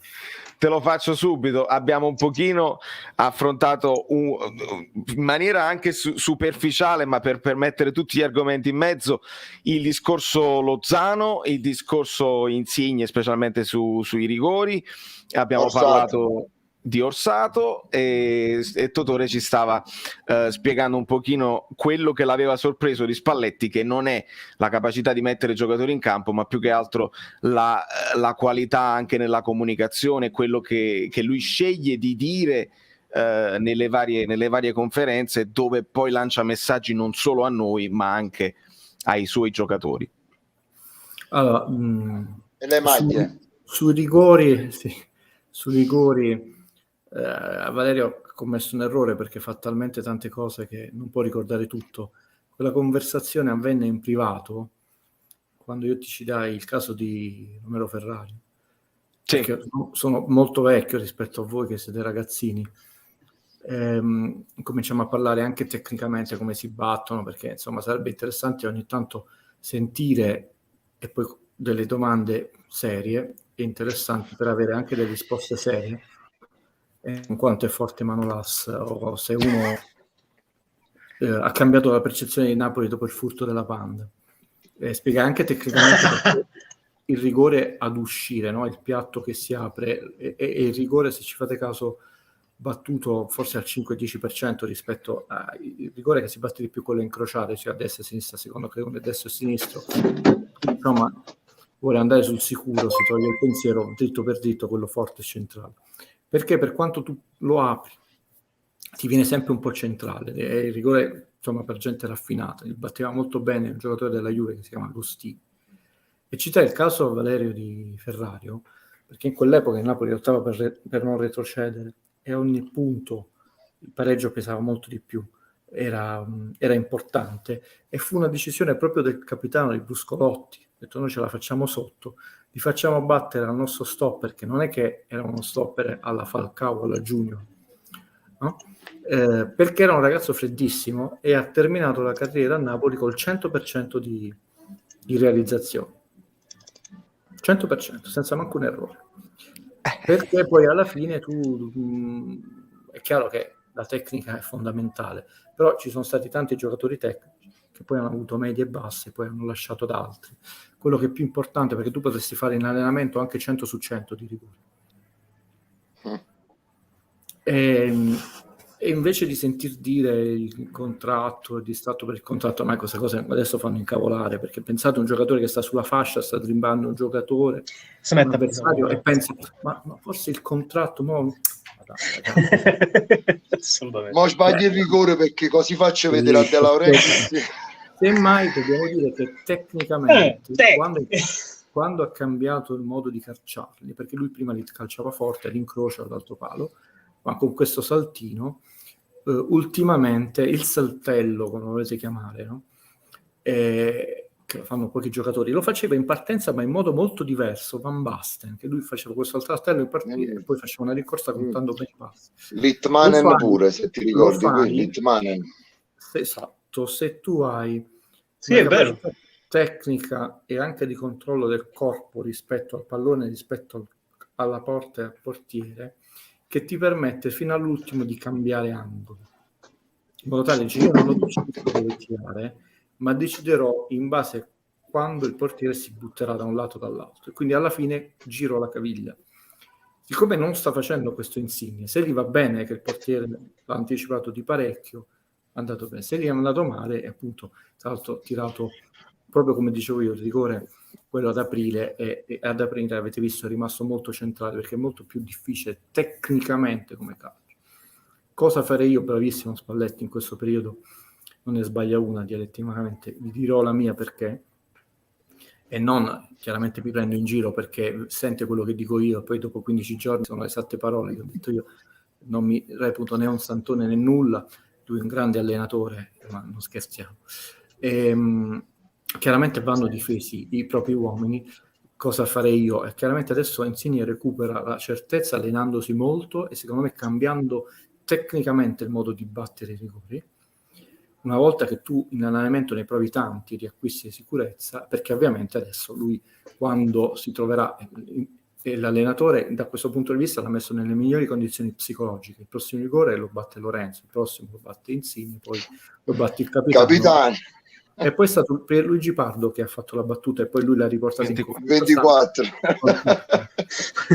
Molto bene, però poi quando ti trovi sul dischetto, sai, ne hai sbagliati tanti, ti possono venire i dubbi, e quindi secondo me tecnicamente lui deve cambiare il modo di lasciare per questo saltello e ritornarli a battere, scegliere un angolo, battezzare quell'angolo, tirare dritto, perché il rigore se tu lo tiri alla giusta velocità e purtroppo per una questione di spazio-tempo 7,32 metri, 11 metri, e per come è fatto il braccio di un uomo, imparabile. L'ha dimostrato Giorginio all'Europeo col saltello, no Guido? Giorginio all'Europeo che ha sbagliato il rigore. Per integrare quello che diceva Fabio, Facebook ogni tanto fa le memorie, no? E ti ricorda i video precedenti degli anni così. Mi è capitato di rivedere un mio commento dove era la Supercoppa, credo quella a Doha, quella di Rafael, dove sbagliano dal dischetto. No, Hamsik era stato sostituito. Jorginho. Mertens e Caillon. Sbaglia Mertens, esatto. Quindi a parte i giocatori più rappresentativi, il mio commento all'epoca fu: nemmeno Jorginho all'epoca li tirava alla Jorginho, perché non fece il saltello, e fu poi un'evoluzione del suo modo di tirare con gli anni, così, che Insigne ha adottato per un periodo breve, e poi è ritornato Insigne a non farlo più. È ritornato il saltello, ma non è un saltello di attesa, perché comunque già aveva battezzato. Esatto. È un saltello più che altro per cercare di togliere il tempo al portiere, di dargli un riferimento sbagliato dal punto di vista del tempo. Ti rallenta la corsa, più che dovrebbe rallentarti la corsa, il saltello, per darti l'opportunità di vedere se il portiere già ha scelto un angolo. Quella. Ma in realtà lui li botta in maniera molto corretta, perché se ci fate caso ci sono molti giocatori che veramente non è rallentano, si fermano proprio. Vabbè, sì, che lo fa, si ferma proprio. E non dicono nulla. Anche il rigore ieri della Juve andava ripetuto, perché Chiellini è entrato nettamente in aria e poi quello che spazza via. Però insomma, quello che interessa a noi è che spero che lui ritrovi queste certezze. Le certezze ti ritrovano come in tutti gli sport, che può essere il tennis, quando tu un movimento lo fai meccanicamente senza pensarci troppo, e ovviamente segnandoli 2 di seguito ti toglierai la paura di dosso. Questo è il mio parere. I penultimi, se non sbaglio, li segnarono Uragano Gargano a destra e Koulibaly a sinistra, a fin di palo, che Koulibaly me lo ricordo. E Gargano fece il gesto, fece anche lui il gesto Gargano, disse la Gargano proprio esplosione di gioia. Insigne secondo me potrebbe semplicemente, se ha quella cosa di guardare ogni tanto la TV, tipo, che ne so, Campania Sport, cioè Gianni Improta, che proprio oggi ha parlato, no vabbè, però Gianni Improta ha parlato di come tirava lui i rigori negli anni 70, però, no? permettetemi questa cosa. Mio papà mi ha descritto quanto era elegante Gianni Improta, attenzione. Appunto. Però l'ho detto a Valerio, perché manco a farlo apposta l'avevo anticipato. Lasciamo a parte Vinicio e compagnia bella. Il calcio è cambiato già da come il pallone, che in lattice, non è in cuoio, con quelle le scarpe. I portieri danni Ospina sono dal 1,92 m in poi. Cioè, se voi prendete quanto era basso, tra virgolette, Zoff o Tancredi, il portiere della, c'è cambiato tutto. Peruzzi. Il regolamento su come Angelo Peruzzi, sì. Bravo, su come ti puoi muovere sulla linea di porta. I paragoni non si possono fare tra insiemi disomogenei. Quindi non è una questione di altre epoche, cioè è cambiato proprio lo strumento del gioco, l'attrezzo del gioco, il pallone. Le scarpe, io ho giocato a pallone, però non faccio come quelli che chiamano la trasmissione, ho giocato a pallone. Io avevo le stesse scarpe di Diego, le Puma, erano durissime le scarpe degli anni 80. Le scarpe di adesso sono in microfibra, alcune sono senza lacci, come quelle di Beckham, e hai una sensibilità del calcio del piede inimmaginabile, ma soprattutto, ho detto, è cambiato la possibilità dei portieri di muoversi in modo diverso, ma soprattutto sono strutturati. Cioè ormai un portiere 1,92 è la media, ci sono portieri 1,98, 96, 1,89, quindi quei 10 centimetri più già di braccio è diverso, no? Di muscoli nelle gambe proprio, è vero. Il calcio degli anni 70, bellissimo, agli anni 70, e questo è il calcio degli anni 2020, è un'altra cosa, anche nelle tecniche dell'allenamento. Adesso ci sono tecniche specifiche proprio per singole azioni, no? Non solo per singoli giocatori. Quindi secondo me è arrivato il momento, almeno nel canale di Valerio, ma ripeto, è per una questione non solo di dispetto, di coerenza logica, di non fare paragoni tra insiemi disomogenei. È come se ci mettessimo a paragonare il pavimento con una libreria. Sono due cose diverse, tutte e due, ma sono due cose diverse. Guido, c'è un commento memorabilino che voglio condividere con te. Ringrazio Pasquale Cevero. Stiamo ascoltando il database del calcio. Quando chiedi a Google di calcio, Google lo chiede a Guido. Grazie a tutti. Su Orsato, anche qui io sto facendo una campagna di sensibilizzazione sportiva. Valerio lo sa, anche Fabio, a cui do un grosso abbraccio, lui sa perché, fra un giorno.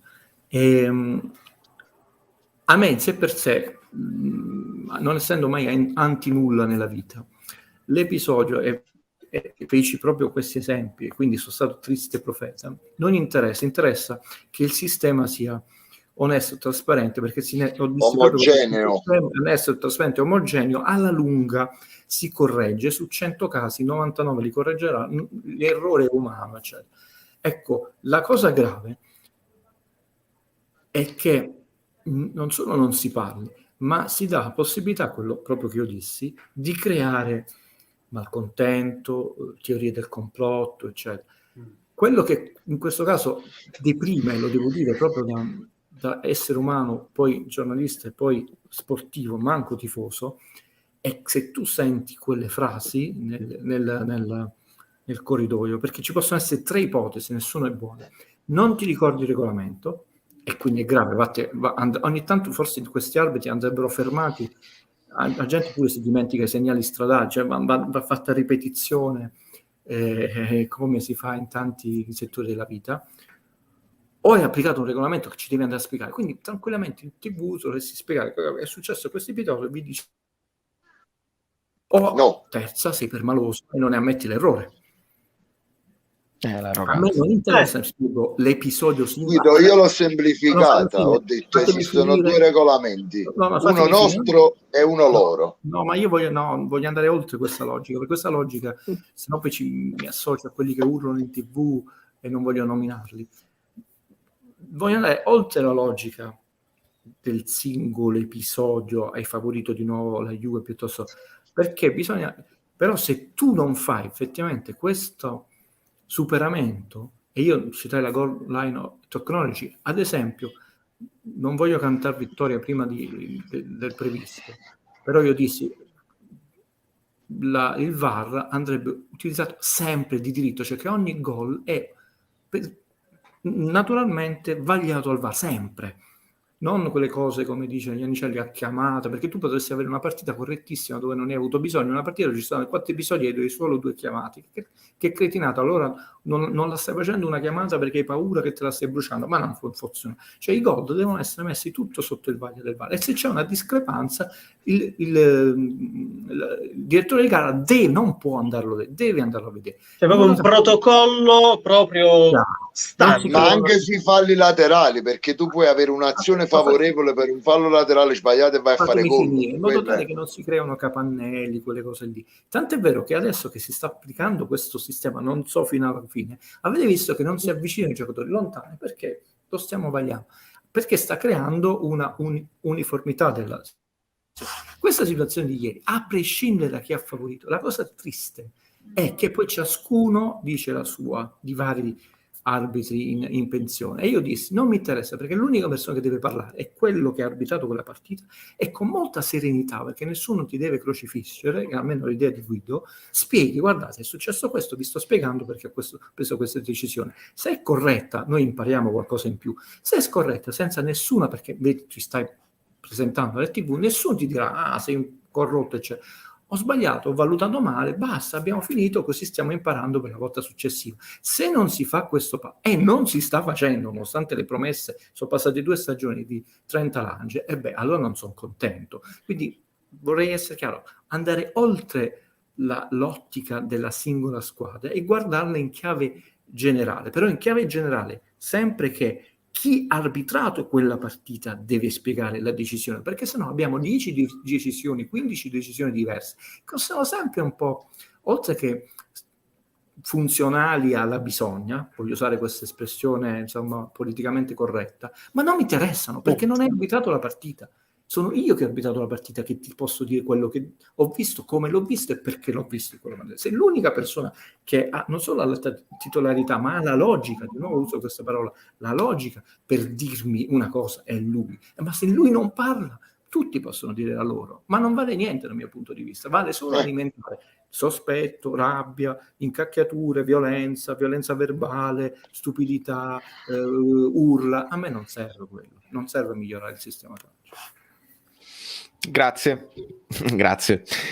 Domanda di Pier Davide. Io poi nel frattempo stavo cercando anche di fare un esperimento, cioè se mentre uno sta parlando non lo richiamo ma faccio lo screenshot e poi dopo lo metto qui e poi lo allargo, è un macello, meglio come sto facendo così.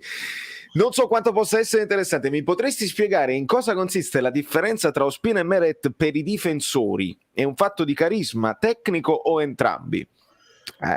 Secondo me è una proprio delle domande chiave. Fabio, volevi intervenire? Lo hai detto tu prima, hai fatto l'esempio sugli allenatori, no? Italiano, magari pensa a Osimhen, tu a chi hai allenato, tu così e tu così. La stessa cosa magari la possono trasportare a Meret, che magari non si fa sentire o non sa comandare i tempi di uscita, i tempi di magari così, e quindi i difensori magari vanno in difficoltà. Perché diciamo con Albiol, Reina soprattutto, che vabbè, non parava, era un centrocampista in porta, ok, però perché Reina subiva pochi gol? Perché Reina insieme al Biol riuscivano a comandare la famosa linea, secondo il mio punto di vista. Sì, credo che effettivamente i difensori possano percepire proprio la differenza di polso che cambia, no? tra Ospina e Meret. Ovviamente Meret non può avere quel carisma e quella cosa del dire oh, Bayu, accorta Kist, vieni più indietro. Oh, ma l'hai vista Kill?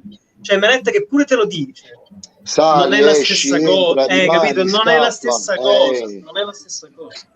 E questo avete spiegato bene anche il carisma. Guido, probabilmente possiamo andare anche nel tecnico, no? Perché ne abbiamo parlato, credo, sempre anche in privato, perché noi molte cose le diciamo in pubblico, poi c'è stato tutto un privato che dobbiamo andare a sviscerare volta per volta. Molto semplicemente, non sono ideologico nell'analizzare il calcio e non fazioso, posso sbagliare, ve l'ho detto un sacco di volte, ma almeno sono errori in buona fede.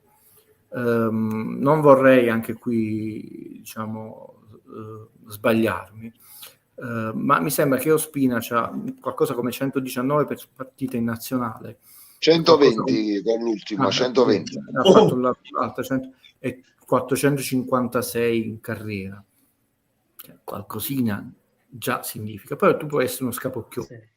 A parte che sembra sempre che ha passato un guaio, lo dissi simpaticamente perché l'hanno preso e mazzolato una marea di volte con incontri, perché esce in maniera coraggiosa, e lo definì in maniera chiaramente amorevole il Cristo velato, però deve essere un ragazzo che dà molta calma, e i portieri, o sei lo Schumacher della Germania che era un pazzo, o i portieri devono essere freddi, e non vedete storicamente i grandi portieri sono sempre stati glaciali, da Zoff proprio, ma anche di il Ragno Nero, Yashin, il migliore di tutti, ma insomma la storia è un ruolo delicato, anche perché è un ruolo dove tu stai solo per quasi tutto il tempo, come diceva Schumacher, no? Il portiere della Germania dell'82.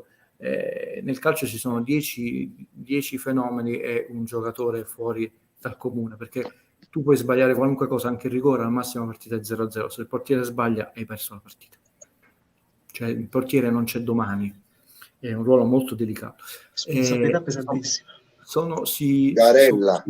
Si sono succeduti due allenatori totalmente diversi per caratteristiche, per età, per esperienza, per tutto quello, per il modo di vedere il calcio. Il Napoli di Spalletti verticalizza molto di più, non vuole tutto quel tempo la palla dietro vicino all'area di rigore, eppure si è ripreso il posto da titolare, quindi qualche qualità tecnico-umana il ragazzo a questo punto, nonostante questa stampa contraria.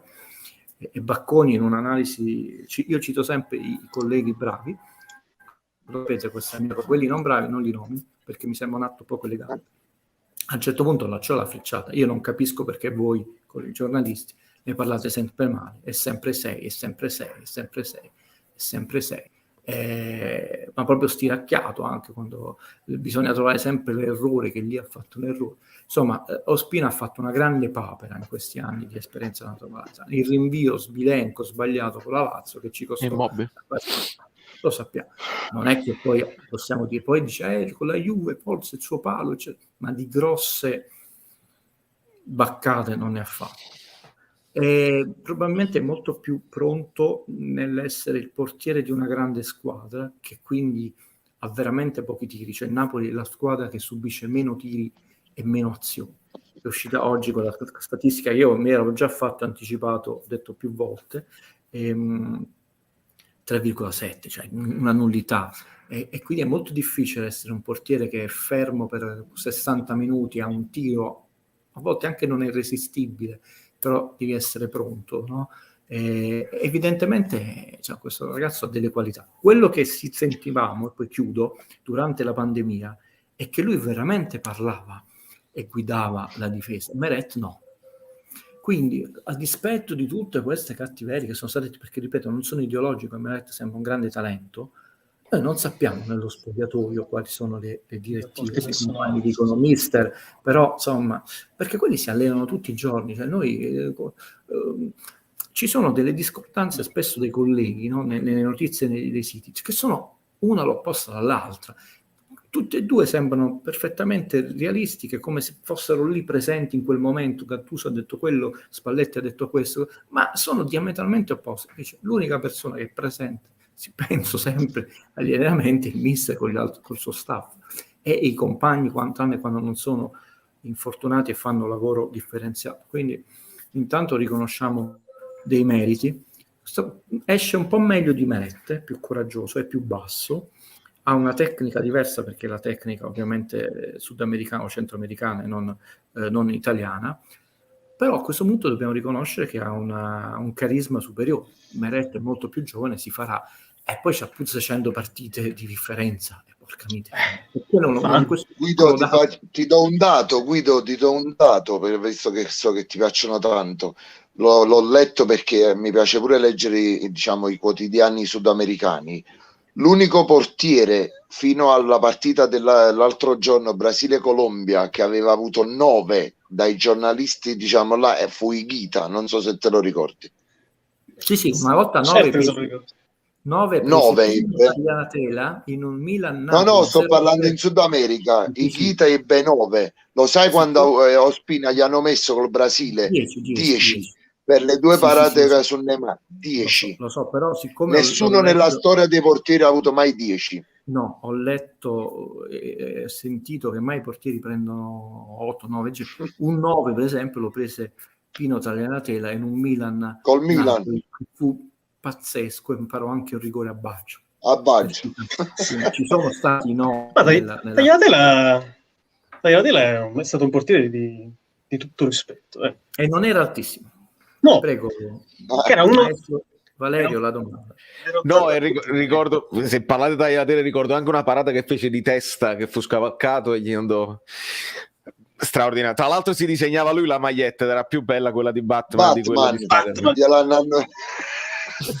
Volendola proprio dire tutta. Domanda di Angela Torre, che ringrazio sempre, e qua secondo me Guido ci può dare anche un'analisi breve della partita che non abbiamo potuto avere ieri a caldo. Secondo voi è stato un bene segnare all'80°, anche se abbiamo sofferto fino a quel momento? In questo modo abbiamo sofferto solo 15 minuti di pressione feroce del Torino. Secondo me questa domanda è, magari a scegliere quando segnare, magari scegliamo quando segnare. Preferirei al primo e al 90°. Dipende dal tipo di partita. Per come l'ho vista io, umilmente. Il Napoli ha vinto una partita molto importante perché, tra l'altro l'ha detto Spalletti, adesso più ne aggiungi più il peso, perché tutti vorranno essere la prima squadra che ti batte. Contro una veramente antipatica.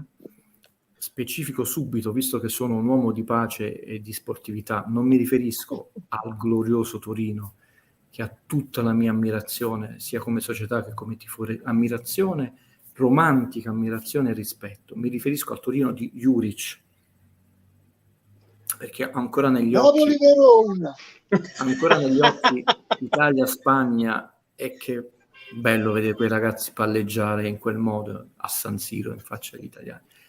Bisogna essere sportivi, quindi a me non piace chi gioca duro, uomo su uomo, cercando l'errore dell'avversario, speculando. Mi piace un calcio più propositivo. Lo sapevamo che sarebbe stata una partita difficile. Primo tempo 0 falli e 10 quelli fischiati, ne c'erano 20 cartellini lasciati a casa, e il Napoli ha giocato veramente bene, ha giocato aperto, con Politano super larghissimo per fare entrare il centrocampista di Lorenzo, dall'altro, cercando di muovere da una parte all'altra del campo in maniera molto veloce la palla. Non sempre ci riusciva, quando non ci riusciva marcavano bene, pressavano, e quando non ci riuscivano ci fermavano con le cattive.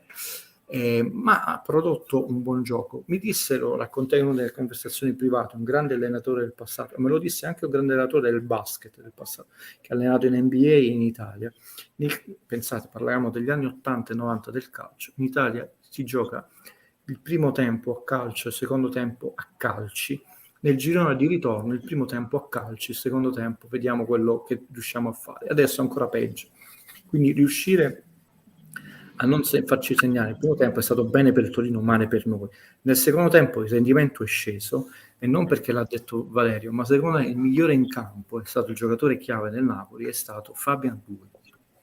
Ma come? Non è che sia... Perché la ragione per cui il Napoli ha svancato questa partita, nonostante il rigore sbagliato, Insigne e Politano che hanno litigato col pallone, il palo, quello che volete, non è mai uscito dalla partita, cosa importante. Quando tu non esci con la partita, comunque stai sul pezzo, e ogni giocatore ha fatto il suo, dalla parata di Ospina al recupero, all'angolo, e Fabian Luiz, che nel primo tempo aveva sofferto per questa marcatura, ringraziamo tra l'altro Luis Enrico che non l'ha convocato in nazionale, forse sarebbe stato più stanco, è uscito alla distanza, e invece è sceso il rendimento di Anguissa.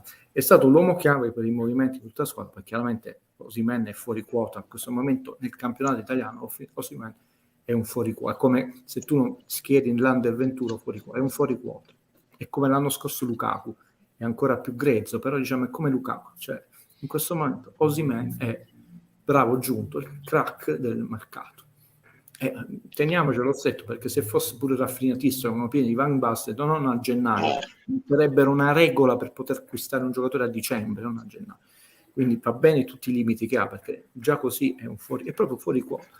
E il secondo tempo tu hai avuto pochissime occasioni, perché veramente si fermava l'azione a una continuazione, hai avuto meno velocità di spostare la palla da una parte all'altra, e i movimenti interessanti è stato che Spalletti, è la seconda ragione per cui il Napoli ha vinto, non si sta dimostrando un allenatore fondamentalista come abbiamo avuto in passato, e quindi il Napoli, pur avendo una grande identità di gioco,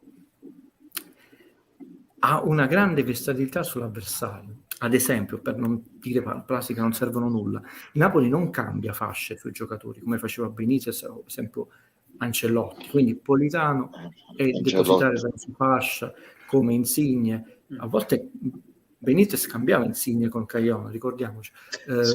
Di Lorenzo, tranne che non c'è nessuno a sinistra, lui è il titolare della destra, però li cambia la disposizione, e sia in base all'avanzamento che in base al decentramento. Vedete come a volte Mario Lui è diventato un rifinitore basso dell'azione del Napoli. Ma l'ha inventato Gattuso, però questo, non Spalletti, lo dobbiamo dire, questo l'ha fatto Gattuso l'anno scorso. Lo sappiamo, sto dicendo. Però lui varia molto in base della... Pensate alla sostituzione che raramente noi vediamo in campionato, non nel Napoli, che tu sostituisci un giocatore già subentrato, quindi ha fatto pochi minuti, perché non si sta dimostrando ideologico. Quindi non bene che abbiamo sofferto, avremmo potuto non soffrire perché andavamo in vantaggio, forse facevamo il raddoppio. Questa è stata la partita che ti ha fatto fare l'avversario, questa è la partita che abbiamo fatto, e questa è quella che dobbiamo analizzare, non con i se e con i ma. La cosa importante è che l'hai portata a casa. Le dichiarazioni di Spalletti sono molto oneste sia sulla squadra che sul campionato, e vorrei chiudere questa analisi perché è un'altra battaglia che io sto facendo dall'inizio dell'anno. Ragazzi, Napoli, Inter e Milan Inter, se seguiamo la classifica, 24 partite, non una. Punti persi con gli altri 13, 2. Sampdoria, Inter, 2. Perché poi l'Inter ha perso punti con lo scontro diretto con l'Atalanta in casa e con lo scontro diretto con la Lazio. Solamente con lo scontro diretto con la Juve. Cioè in 24 partite, punti persi con le altre 10, 2. Cioè il Napoli non ha fatto niente. Si dice 8 vittorie, come si chiama, non ha fatto niente. È un campionato dove quel famoso 12 vittorie, 4 pareggi e 3 sconfitte, che era una quota diciamo prudente, ideale, già io porterei a 13 le vittorie. Non per il campionato, per la Champions League. Cioè non puoi lasciare niente con le altre, non perché uno non le consideri, o come dice quel mio collega, non sono degne di stare in Serie A, no, massimo rispetto per chi gioca onestamente qualunque sport, però è un campionato dove ormai devi pensare che vinci a 91-92 punti, quindi se vai in Champions, cioè tutti stanno, cioè il Napoli in questo momento è vittima di se stesso, ha alzato la quota Champions. Che minchia. Voglio fare una domanda a tutti quanti. 24 partite, 2 punti persi, niente. Dopo quello che ha Bisogna detto mettere Guido, in voglio testa fare che una domanda a bisogna tutti quanti. Prego. No, vai, Sabato, vai, ci mancherebbe. No, che alla fine quello che emerge è che il Napoli, appunto, deve continuare a pedalare. Cioè, tutti quelli che già pensano in grande, no, non è successo proprio niente. Cioè, siamo ancora su quel tabellino di marcia e dobbiamo seguire quello e basta. Cioè, bisogna concentrarsi su quello, non bisogna fare nessuna previsione ancora adesso, perché è presto. Cioè, scusa Valerio, voglio essere chiaro, perché pompieraggio perfetto. No, spesso non lo sono, è colpa mia. Non è che sto sminuendo fino adesso un andamento perfetto. No. Assolutamente. No, non lo dico a voi Assolutamente.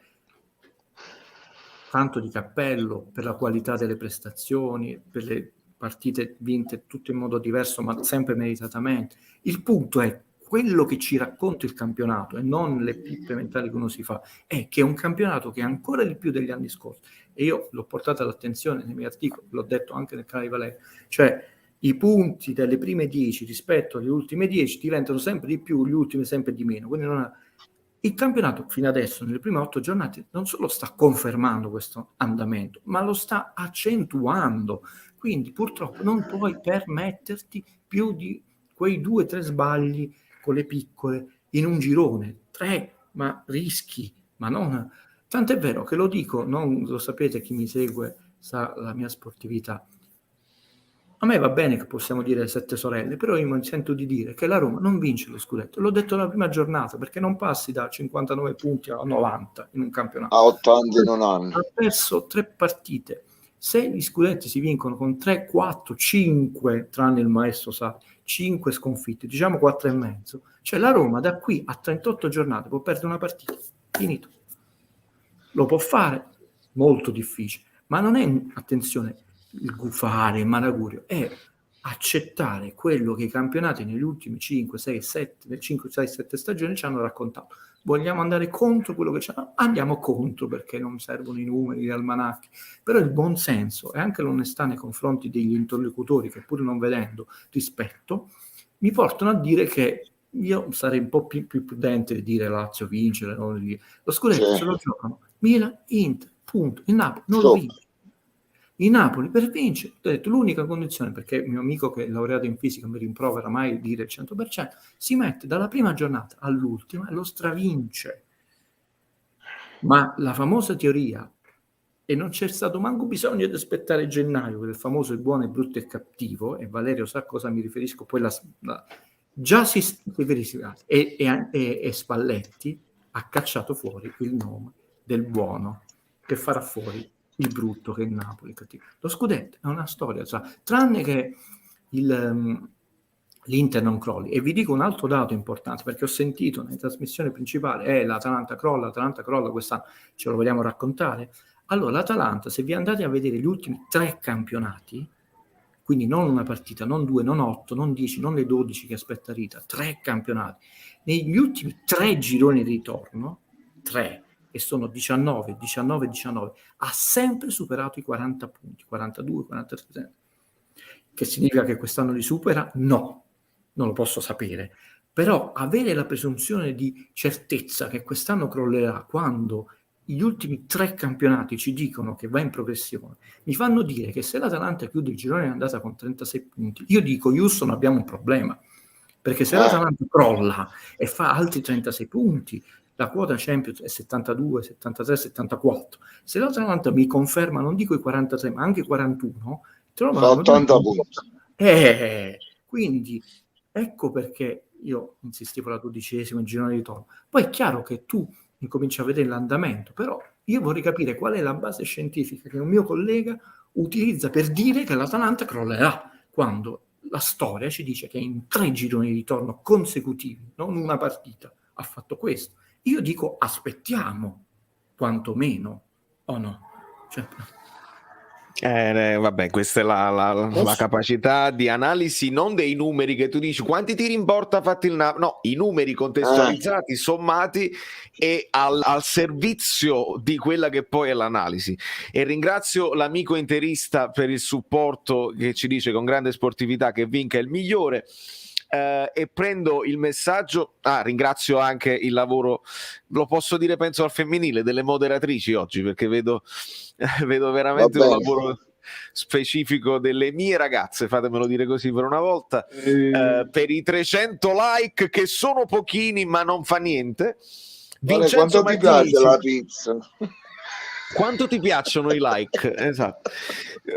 Vincenzo Martinisi ci dice: per ora nel Napoli sono in forma il portiere, la linea dei 4 difensori, i 2 centrocampisti ed Osimhen. Gli altri sono in ritardo. Insigne, Zielinski, Mertens saranno un'arma in più. Guido. Insigne non proprio.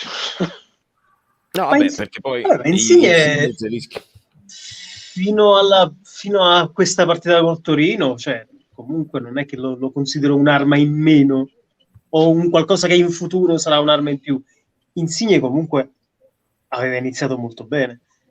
Fatto 7 assist Insigne.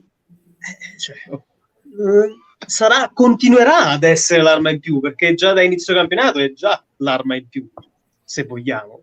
Vabbè, io penso che Vincenzo si riferisca a una flessione che vedi, cioè l'andazzo, perché cominciato bene, quei due, quando ha fatto 2 gol sul rigore, 3. Sì. E poi è venuto un attimo incalando, ma io dico di prestazione più del fatto, perché io non me le aspetto per forza i gol da Insigne, però è più la prestazione. Su Zielinski ovviamente io la vedo così, è una questione di modulo ibrido che ancora deve incamerare, oltre al fatto che è tornato da un infortunio che lo ha tenuto fuori, e ovviamente Mertens sarà un'arma in più. Voglio una breve descrizione dell'ingresso di Mertens nella partita di ieri, Guido. Ma l'ha descritto, a questo punto saremo in ritardo, è brutto parlare dopo perché lo so. o rifiuta o fa il ruffiano o ripete. Mi sembra che è entrato voglioso, come ha detto proprio Spalletti, bene di corsa, bene attaccare gli avversari. Il gol comunque, ragazzi, è un triangolo di grande qualità. Poi c'è la fortuna, ma un'altra cosa che umilmente, sempre per sbaglio, ma perché io sbaglio solamente, aveva detto che la fortuna tu te la chiami, se tu stai nella tua area, come te la fai a chiamare la fortuna? E dici, certo. Un minuto prima hai detto il palo, il rigore, e vedete come la propositività di un'azione, perché è vero, è stato un rimpallo fortunato, ma un rimpallo fortunato perché Koulibaly era altissimo, è andato in percussione, c'è stata la triangolazione. No, lo vedo carico, poi lui ha un carattere molto diverso. Se Insigne avesse avuto il carattere di Mertens sarebbe un campionissimo. Mertens, considerando come veniva umiliato non lo voglio citare, insomma, gli lasciava briciole di minuti. Ricordiamoci che non è stata un'intuizione, è stata una mossa della disperazione, perché avevamo fuori Milik e fuori squalificato Gabbiadini, non avevi proprio più nessuno, proviamo Mertens. Quello incominciò a fare 4 gol alla volta, come fai più a togliere? Ne fece 34, 35, fu vice capocannoniere. È stata una mossa a posteriori per fare la battuta sul posteriore di quella persona che l'ha scoperto. Sì, anche perché durante il precampionato non era mai stato provato. Quindi se uno dice però non l'abbiamo provato, no. Allora, volevo fare quella domanda prima a tutti quanti. Spalletti, sappiamo, è stato 2 anni fermo, ok? Guido mi può correggere, ma io credo che la sto dicendo giusta. L'unico allenatore che ha vinto più di tutti gli altri contro il Napoli è stato Spalletti. 3 vittorie con la Roma, 2 con l'Inter. Ora mi chiedo, questo fatto che Spalletti abbia avuto diciamo questi 6 mesi, come dice De Laurentiis, da gennaio ad agosto, che non è voluto entrare in corsa a Gattuso, conoscendo più o meno come dire, i punti deboli, vogliamo dire così, perché l'ha studiato da avversario e poi da spettatore, quanto secondo voi il lavoro diciamo può essere, come devo dire, valutato in base all'avversario o ai 6 mesi che ha avuto di tempo per studiare pregi e difetti di questa squadra? Ma io ti rispondo subito, così poi lascio più spazio ai miei amici, che ho curiosità di sentire voi. Io l'ho detto dalle prime giornate, perché tu lo capisci subito, anche dalla brutta prima conferenza, che alla fine si doveva prendere sempre il palcoscenico a DL. Ho detto, mi sembra proprio un uomo che sta calatissimo nella realtà. Beh, possiamo dirlo senza avere paure, visto che possiamo essere onesti, non politicamente né corretti né scorretti. Spalletti ha studiato un ambiente Napoli, non ha studiato il Napoli. Spalletti è sempre in anticipo sulle domande dei miei colleghi, non è mai in ritardo. Ormai sono quanti mesi, non è mai sotto scacco.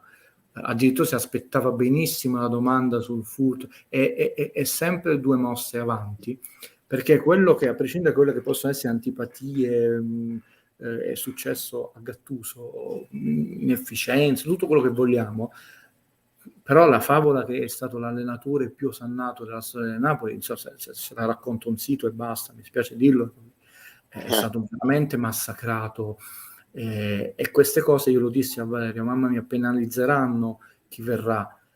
Lui e Benitez ci hanno insegnato, tolgono punti, tolgono energia a tutta la squadra. Lui è venuto preparato sull'ambiente, che non significa che non sarà mai in difficoltà, però per questi primi mesi lui era delle mosse, delle partite a scacchi avanti. I giocatori li avrà ma quindi è andato oltre a conoscere i giocatori, quelli che potevano essere già i pregi. Consentite, dico tante fesserie, mi scuso se rovino il canale di Valerio, ma sui 25 giocatori io feci un esempio su uno, Fabian Ruiz, e feci l'esempio su quello che la paura di un allenatore di esaltare, evidenziare i difetti e cercare di limitare i pregi, scusate, e di limitare i difetti che tutti hanno. Cioè ieri Spalletti ha fatto l'esempio su Fabian Ruiz dicendo quali sono i suoi pregi e quali sono i suoi difetti, che vi avevo detto io nel canale di Valerio. Perché io posso avere Maradona, il più grande giocatore di tutti i tempi, ma se lo metto in difesa sul primo palo, sul calcio d'angolo, comunque sto regalando 20 centimetri, mettavamo Cavani, ora mettiamo Osimhen. Non è che Maradona non avesse difetti anche strutturali, nonostante fosse un genio, carismatico, quello che vogliamo. Certo. È chiaro, se tu lo metti con uno mismatch sfavorevole, sia chiaro, non sto dicendo... Aspetta, ti fermo un attimo perché sto leggendo delle stronzate senza precedenti. Poi voglio per fare un attimo voglio fare un attimo un recap, perché questa è una formula diversa, è martedì, noi di solito facciamo le live di martedì, quindi facendola di martedì è un martedì diversamente pazzesco. Chiederò poi a Tore di fare una domanda a Guido se la ha, così Fabio ha fatto la domanda, Tore ha fatto la domanda e possiamo riprendere le file. E a Marco Borriello, a me piace, fatemi spiegare questa cosa. Ma è sempre quel Marco Borriello. Sì, sempre lui. A me piace, fatemi finire.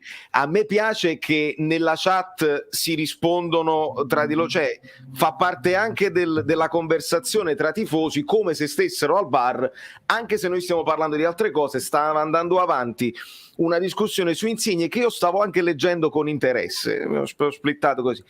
Quando poi Marco dice è un canale pro Insigne e non ti interessa, vabbè.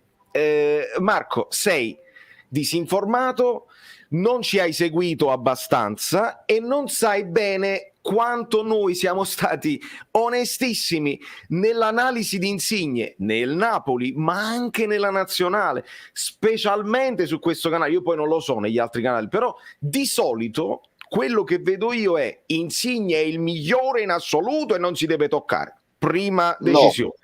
Seconda decisione, Insigne è il male del Napoli, senza Insigne si vincono tutte le partite. No, non l'abbiamo mai detto né l'una né l'altra cosa. Esatto. Tu stai dicendo più quell'altra, mi sembra, però faccio dire a Guido, un discorso su Insigne, ma in generale su quello che deve essere, secondo me, l'analisi dei non robot. Senti, io oggi ho avuto una telefonata sempre piacevole, inaspettata, su una nuova proposta, diciamo, editoriale.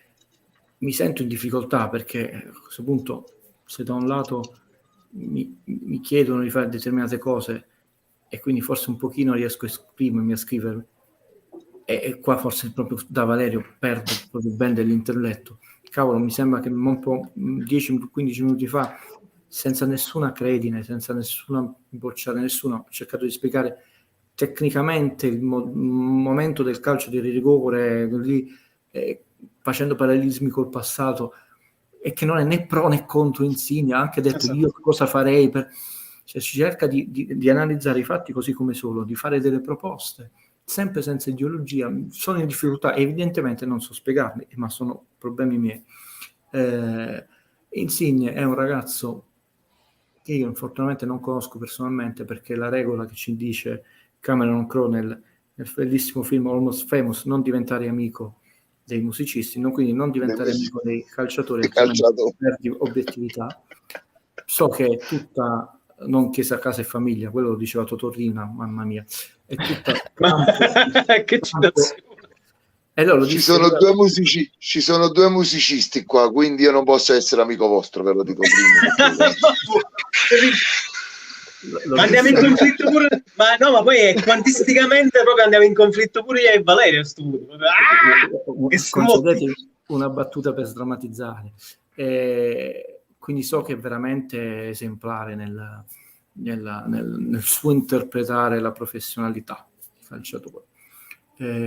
Ha un grandissimo fisico, perché Insigne, ragazzi, ieri ha fatto un recupero quando avevano saltato anche Koulibaly sulla fascia. Interessante quel giocatore del Torino, da tenere d'occhio. Singo. Molto interessante. Singo. È molto bravo, perché con Benitez è migliorato tantissimo. Adesso dicono che è bravo nei recuperi, però quando c'è il Benitez, ecco, Zeman dice che deve giocare solo gli ultimi 20 metri. Non è un campione, come lo sono pochissimi giocatori, ma pochi, anche nella Juve. Quali sono i campioni? Ma perché ha tutti i campioni, ragazzi. Non lo sappiamo se fosse andato in un'altra squadra, comunque le altre squadre non hanno voluto, se sarebbe stato meglio per lui, perché con i 6 non si fanno la ha delle qualità tecniche incredibili. Secondo me Spalletti lo sta valorizzando bene. Qual è la qualità migliore di Insigne? Che ha dei piedi favolosi, ma non deve pensare. Quando Insigne pensa, rallenta la sua azione, diventa prevedibile e stucchevole. Tant'è vero che noi li abbiamo visto fare a volte degli stop distinto, anche difficilissimi, che sembravano la cosa più naturale del mondo, tipo passami il sale. Sì. Com'è possibile una cosa che tecnicamente livello di difficoltà 10, ma degli stop d'esterno in corsa, che dici Maria? Quindi no, ma non vale questo, vale solo il rigore sbagliato. Noi siamo chiaramente è chiaramente la testa. Poi, sempre per un discorso, e mi fermo, di calciatori, vi citai Fusi, ma come ci possono essere stati altri giocatori, ci sono dei giocatori molto versatili che veramente riescono a interpretare il ruolo in maniera diversa, eccetera. Insigne non è versatilissimo. Abbiamo visto, provò Ancelotti, che come prima punto, a parte che non ha fisicità, non ha gli ultimi 25 metri come Inzaghi, quello velenoso, non Filippo. Pippo. Anche Filippo Inzaghi non è che avesse quelle doti tecniche mostruose come Van Basten, ma era un animale d'area di rigore. Era un assassino, un rapinatore d'aria. Capito? Cioè, un uomo che ha segnato in tutte le finali delle competizioni importanti. L'approfittatore fatto calciatore. Esattamente. Quindi mi fa piacere che Spalletti, ma puro culo il mio, manco fortuna, ha detto ieri la stessa cosa, che manco a fare la posta, tanto è registrato nei canali, dissi io, ragazzi, ma di questo ragazzo sappiamo tutto. Ci ha sbattuto a noi giornalisti in faccia la verità, ma che altro dovete sapere? Quindi io rischierei di ripetermi e rischio di annoiare poi le persone che invece ci seguono con attenzione, primo tra tutti Valerio, che mi ospita con tanta cortesia, però insomma questa accusa che siamo ideologicamente a favore insomma, forse ti sei collegato a eri distratto o se sono io che mi esprimo male è colpa mia e chiedo scusa a tutti, però cioè, non mi sembra con nessuno di farlo, non con un giocatore del Napoli, ma con nessuno. La battaglia può essere fatta con Mario Rui come la sto facendo io da tanto tempo, ma per questioni diciamo vere, proprio non è che tu dici te le inventi, capito? No? Fabio, Mario Rui è basso. Non solo, ma sbagliava prima di Spalletti la postura, ragazzi, proprio la postura. Non è una... prenderanno questa cosa, non lo si vuole dire, raga, è basso. Io non lo so. Io ho sempre detto ci vuole fisicità in quel ruolo. Non lo so, perché da quando ero piccolo mia madre come soprannome, io ho sempre dato soprannome, mi chiama Scala, perché, e non sono altissimo, sono solo 1,89 m, quando mi ha visto no. Però mia madre diceva, Guido, mi prendi il pacco, io quando vado ai supermercati, a volte delle signore mi chiedono, non arrivo là, non so che significa essere 1,60 m, quindi non posso sapere, perché la mia ottica della vita, cioè già il mio spettro visivo, anche alzare il braccio. Ieri Mario Rui si è trovato con un giocatore che gli dava forse 18 kg e 15-16 centimetri. Significa avere proprio la tua vita, perché ieri chi ha tirato la punizione dell'inzuccata a Di Lorenzo? A Di Lorenzo, Mario Rui. Io sono sicuro che con 20 centimetri in più, anche 15 kg in più, Mario Rui già non ha quel carattere. Sì, Guido, però con Spalletti. Vedi, con dice Spalletti. Il carattere. Ah, no, fermati Fabio, devo No, sottolineare. aspetta. No, devo sottolineare perché... Cioè, l'aggressività di Mario Rui parte dal fatto che lui, essendo più basso, parte già direttamente che proprio... Sì, però con Spalletti io l'ho visto fare recuperi impossibili. Ha giocato con Sarri, ha giocato con Ancelotti, ha giocato con Gattuso. Io in queste 8 partite ho visto fare recuperi a Mario Rui che è qualcosa di... cioè pare veramente che abbia 10 centimetri in più. Cioè... Sì, scusate, quando ho detto questa cosa, perché poi, ripeto, prenderanno sulla cosa, non è offendere un ragazzo, come si no, ok, quella è la verità. Tu, sul tuo avversario parti già sempre sfavorito. Ma lo fece la Juve con Mandzukic, che gli piazzò Mandzukic addosso, perdemmo 3-1 a Torino. Quello lo fece cioè 4-3 l'autorete Koulibaly, la stessa cosa. Se ci mettiamo a correre sulla fascia io e Mario Rui, chiaramente a parità di, io non sono allenato, c'ho 40 e passa anni, cioè, è chiaro che sui 20 metri io gli do dei metri di distanza, perché un passo mio non è il passo suo, quindi non è cattiveria, è chiaro che quella persona, e quindi cerca già di partenza compensare con una aggressività, dove non può avere, è chiaro, dove non può avere la fisicità. D'altronde ieri, non so se avete visto il primo tempo, perché adesso con i replay in altissima definizione 4K, 8K è un po' ridicolo quando i giocatori ma quante mani addosso si è preso Osimhen? Quindi dove non arrivavano con la tecnica e con il tempo, perché lì e là e non venivano fischiati. Cioè, non è che vale solo per gli avversari, cioè, Mario Rui, perché anche questa non ho detto che è il più grande difensore terzino sinistro della storia, però mi sembra un po' un luogo comune il terzino sinistro, perché noi giovedì con chi giochiamo? Non abbiamo Marquito infortunato. Leghi a Varsavia. No, dice a sinistra o terzino chi hai fatto a battuto, Leghi a Varsavia che stanno in su. Valerio, giusto per chiarirci, no? Con numeri alla mano, Di Lorenzo ha giocato 8 partite in campionato, Juan Jesus gioca e 2 in Coppa, ma ha giocato pure la nazionale, cioè lui ha giocato già più di 15 partite ufficiali, un terzino del Verona, dell'Empoli, del Torino, il Verona, squadre che non danno il terzino nazionale, non giocano ne ha giocate 7, quindi a 8 giornate di campionato Di Lorenzo ha fatto già il doppio delle presenze di un giocatore. Spalletti non lo sostituisce nemmeno, il famoso turnover delle 5 sostituzioni. Fabio, non ti accavallare, se no non la possiamo fare più questo esperimento. Diciamo, non ti accavallare. Quindi, luoghi comuni e la gente gli sta appresso, insulta questa gente. Non funziona così, cioè non può funzionare così, giusto per essere scientifici, me lo sono aperto, per dire. Tra un po' vi dovrò lasciare, cioè Di Lorenzo ha 760 minuti, Insigne 621, hanno lo stesso numero di presenze. cioè Elmas ne ha 401, lo sta facendo, cioè anche Koulibaly ha 760 minuti, però il punto è che uno non considera partite nazionali, cioè questo ragazzo ha il doppio delle presenze del suo rivale che ha incontrato adesso domenica. Chiaro. Voi aspettate che questa persona giochi 38 partite tutte allo stesso livello. E Valerio lo sta dicendo da un sacco di video. Facciamo riposare Di Lorenzo. Ma questo vale pure per Insigne, ovviamente. Questo perché sì. Volevo giusto... Vi lascio un attimo perché devo vedere, scusatemi, te l'ho detto, sono un po', anche se poi la mia situazione, mi scuso, non è per maleducazione, sono già che sono riuscito a collegarmi, vedo se riesco a ritornare. È bellissimo avere... Chiedo scusa per, non è che sto...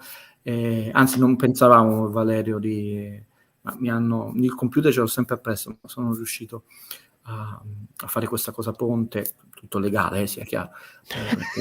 Mi trovo tra una presentazione e l'altra, e quindi sono proprio un sandwich. Quindi nel caso a dopo, se no un abbraccio di cuore a tutti quanti. Grazie mille, grazie, Guido. Ciao Guido, grazie. Sempre una cosa bellissima. Dottore, io lo so, ti volevo dare la possibilità di fare la domanda, ma falla come se ci fosse. No, più che domanda, okay. Io spero che comunque Guido ci stia seguendo. E volevo riallacciarmi proprio al suo discorso, parlando di terzini sinistri, del non cadere nel solito stereotipo.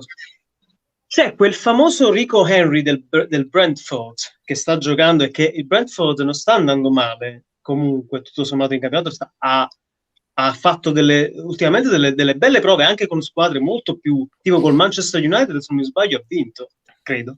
Sì, 2-0. Rico Henry nasce terzino sinistro, e me l'ha segnalato il mio migliore amico, che lui pure le guarda le partite. Effettivamente questo ragazzo non è alto, ma è il doppio di Mario Rui. E spesso viene adattato anche come centrocampista a sinistro. È velocissimo, è molto resistente, molto forte, ha un'energia pazzesca. Anche se non è alto, ma probabilmente questo è come esempio, no? Quello che volevo far capire è che non è che deve essere per forza alto il sostituto di Mario Rui, o Mario Rui deve essere Carlos per forza alto. Roberto Carlos, è chiaro, non potevi aspettarti l'impostazione in fase difensiva spettacolare, però quella era un attaccante aggiunto, Roberto Carlos, cioè te ne sbatteva davvero poco che fosse alto. Lo stesso Marcelo non è alto, Jordi Alba non è alto, stiamo parlando, Alaba non è 2 metri. Però quel Rico Henry, essendo comunque molto più duro, impostato, probabilmente... Cioè, capite quello che voglio dire? Nel senso in effetti Mario Rui è leggero proprio, è proprio leggero. Oltre al fatto di essere basso, e l'ha detto Guido Gentile, è leggero. Sì, non è Shaqiri fisicamente, sicuramente. Volevo dare soddisfazione a Marittiello delle Vedove, che mi parlava di questa cosa del marketing alla fine. Io ho visto che l'hai ripetuto più volte il messaggio e stava andando in difficoltà, che non lo leggevo. Era semplicemente, Maritti, e lo dico a te come lo dico a tutti gli amici che commentano, molto spesso io devo in tempo reale capire quale argomento può far continuare un discorso logico. Se salto all'improvviso magari ci perdiamo dei dettagli che stanno uscendo durante la conversazione. Parliamo di Insigne, quindi parliamo del rigore, quindi parliamo del sostituto, quindi parliamo del giocatore che ha più carisma, quindi parliamo di Ospina. Cioè c'è tutto un discorso logico che io mi faccio in tempo reale in testa, e quindi qualche domanda ovviamente io la vedo pure, ma non ha senso in quel momento. Ci parla Marittello della cosa di Halloween, ci ricorda Squid Game, che è questo nuovo TV show coreano che sta andando molto forte. Con la bambola di 1, 2, 3 stella metti la maglia nel video e vendi anche in Corea. Tra l'altro io dico, Squid Game nasce in Corea ed è chiaro, ma venderesti ovunque, perché se tu sfrutti una cosa che sta andando e che è diventata virale, penso la TV show i numeri su Netflix più visti in assoluto, almeno del periodo, è chiaro che tu devi cavalcare queste cose. L'onda del momento. Il Napoli ci sta dando dei segnali, almeno su Instagram, di cercare di stare al passo, di un grafico un po' più attivo, più che grafico direi il video editor, perché poi le grafiche sono quelle e Tore di grafica se ne intende, no, lo sappiamo. Però il Quindi video sì. della maglia è bello, vale? Visti il video della maglia Sì, questa come qua no. Spider-Man è bellissimo, che l'hanno messo su YouTube, Instagram, su tutti i Twitter. Il problema è che manca sempre quel dettaglio che rende fine il discorso, perché pure sulla maglia, allora io ok, me ne intendo di grafica, sono un industrial designer, cioè, faccio proprio design, però di oggetti, di prodotti. La maglia del Napoli era una bellissima iniziativa, quella di approfittare, di cavalcare l'onda del momento di appunto, che in questo caso è Halloween. Molti dicono, vabbè, ma che c'è Halloween con Napoli? Le festività, parliamoci chiaro, le festività anche nostrane, ma chi è che le segue per quello che è il concetto principale di quella festività? Natale per noi è mangiare. Halloween, che tu dici Halloween non è una festa che ci rappresenta, ma ormai, quali sono queste feste religiose che ci rappresentano? Aperto e chiuso questo leggero discorso, questo piccolo discorso. È giusto che si faccia questo perché tu crei un elemento unico, è una specie di one-off che tu, appunto, in 1926, tiratura limitatissima, se vogliamo confrontare i numeri generali che abbiamo per la vendita delle magliette, dovresti però porre attenzione sulla qualità di quello che fai uscire. Forse io sono un po' rompiscatole sul dettaglio, sull'attenzione, ma io il Napoli che sogno è un Napoli che può presentarsi a livello proprio di marketing e di estetica, a livelli di un Milan.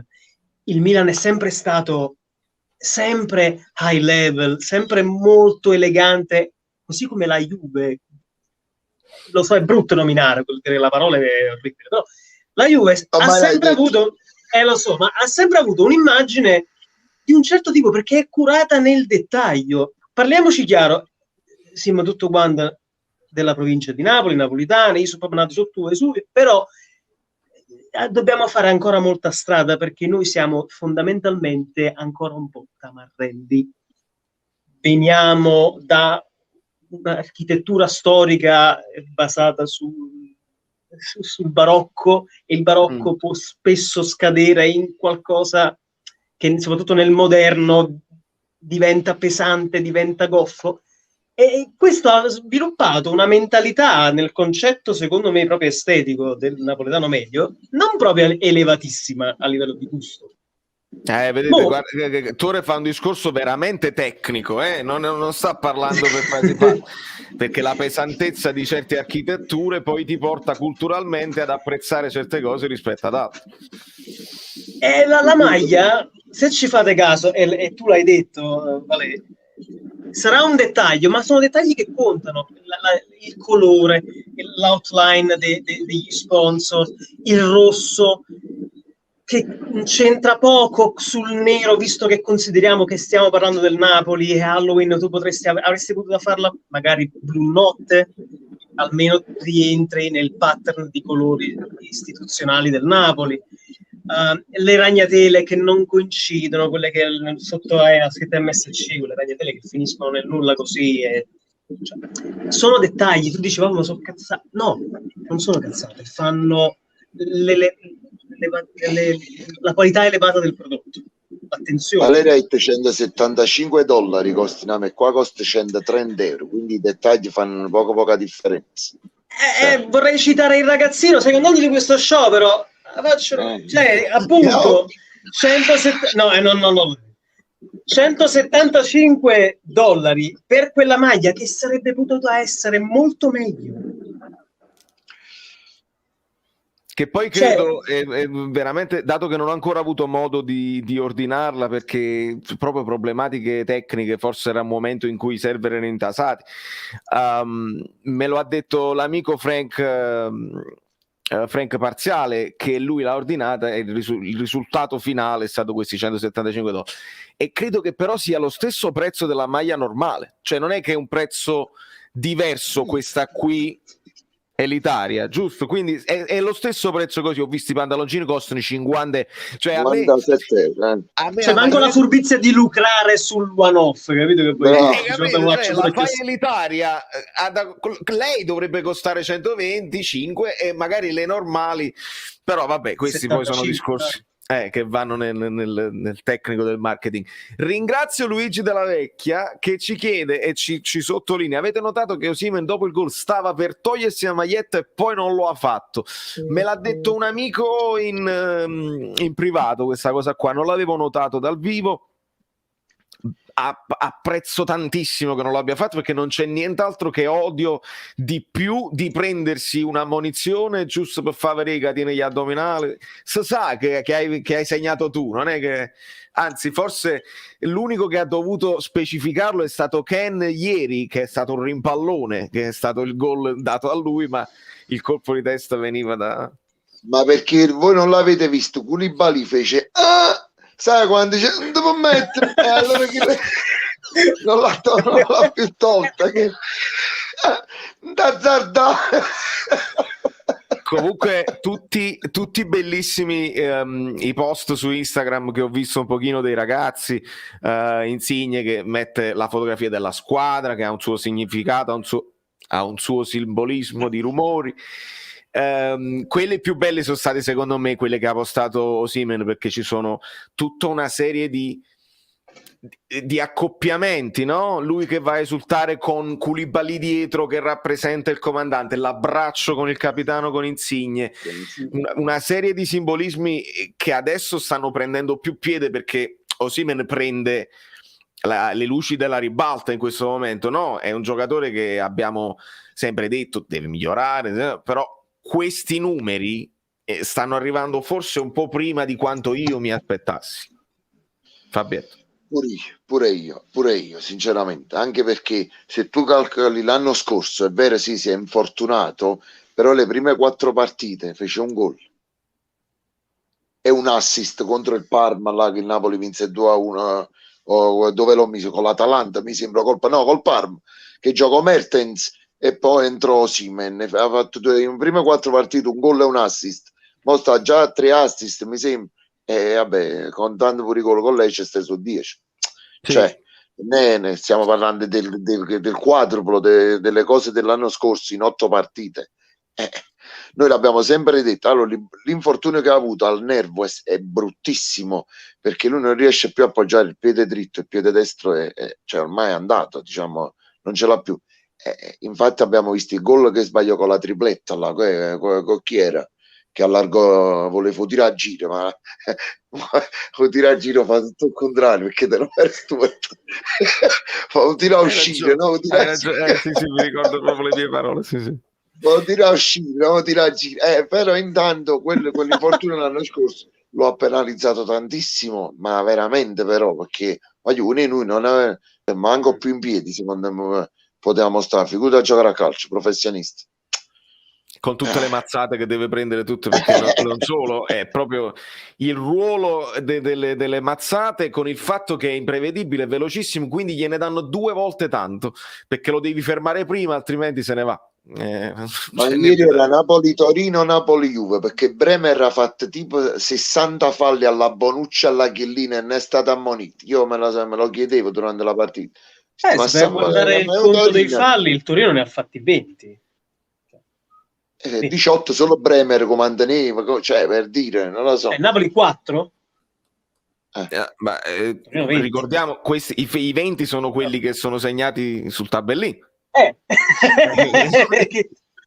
Diceva 60 fall Bremer che lo manteneva, lo tirava e neanche un cartellino. Difensore centrale che può fare questi fall senza essere ammonito.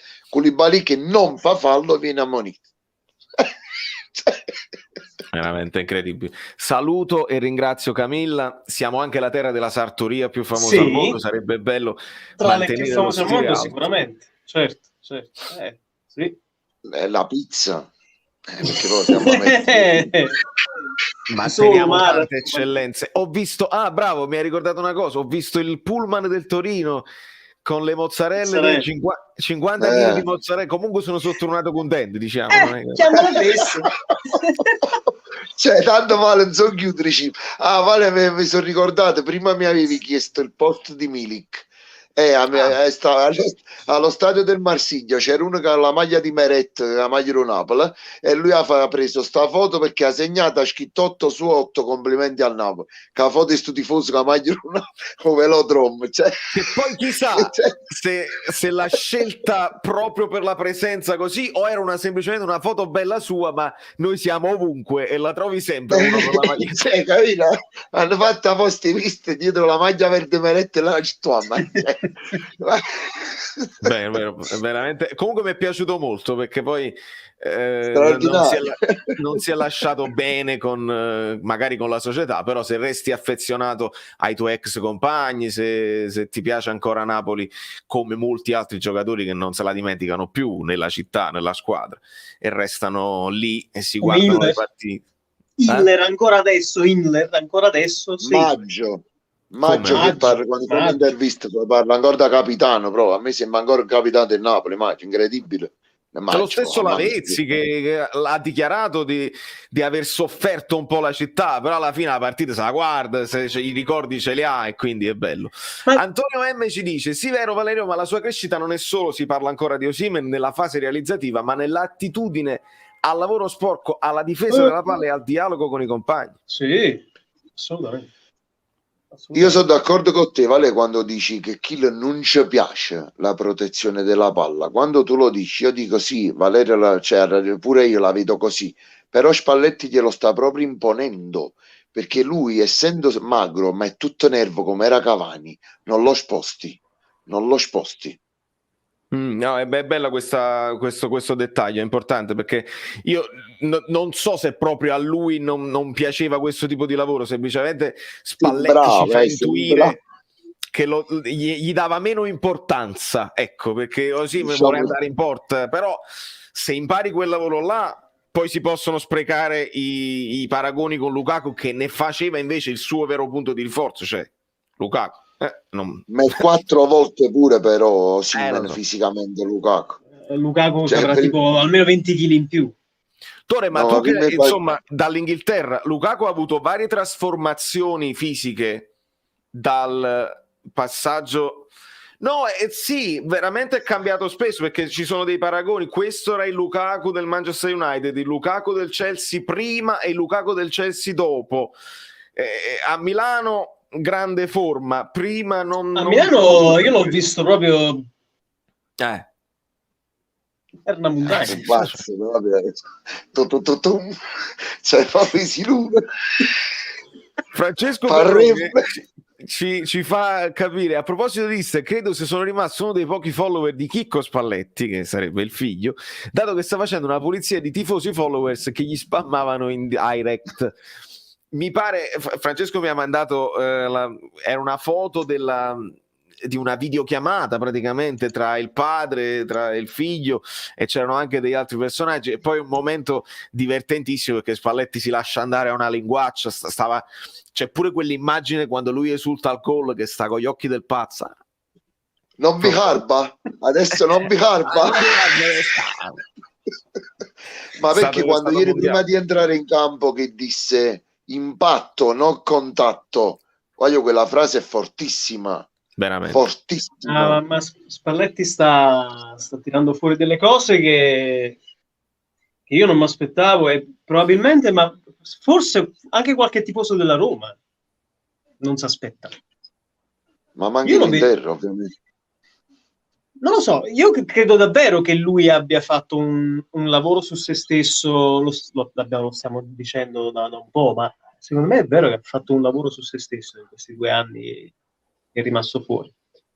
Sicuramente. È quello che ha detto Guido Gentile, è stato proprio, cioè, è quello che io avevo avuto in mente fin dall'inizio, che lui ha fatto proprio i compiti a casa, cioè lui se l'è proprio studiato il Napoli.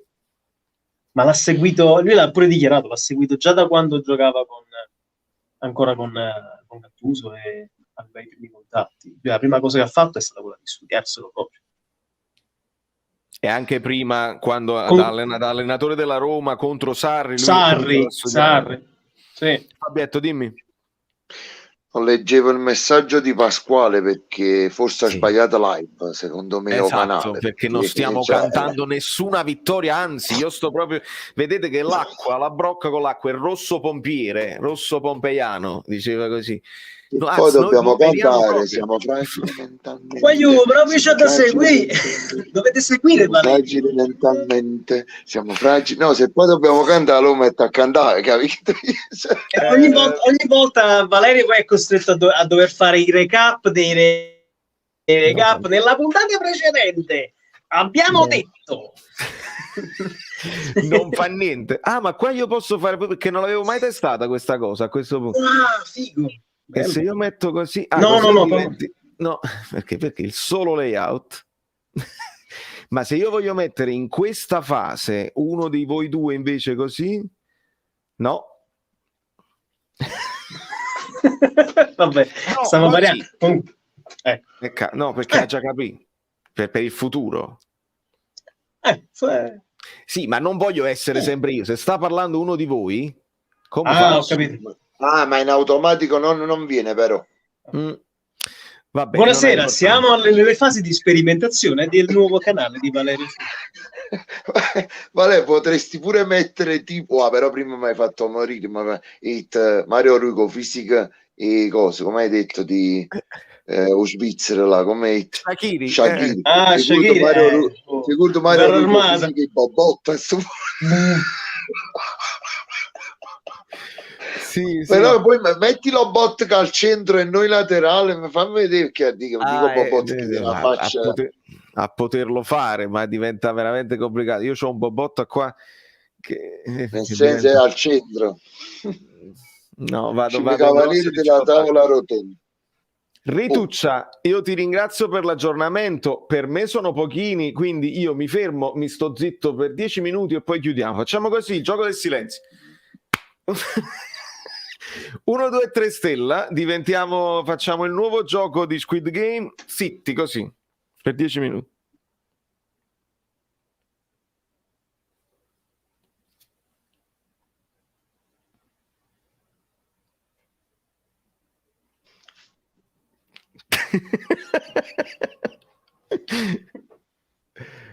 Allora, Tore, Spalletti di Roma era sicuramente una persona diversa, non solo come comunicatore, ma la sua flemma non è più irridente e irritante, ma sembra solo provenire da tanta tranquillità.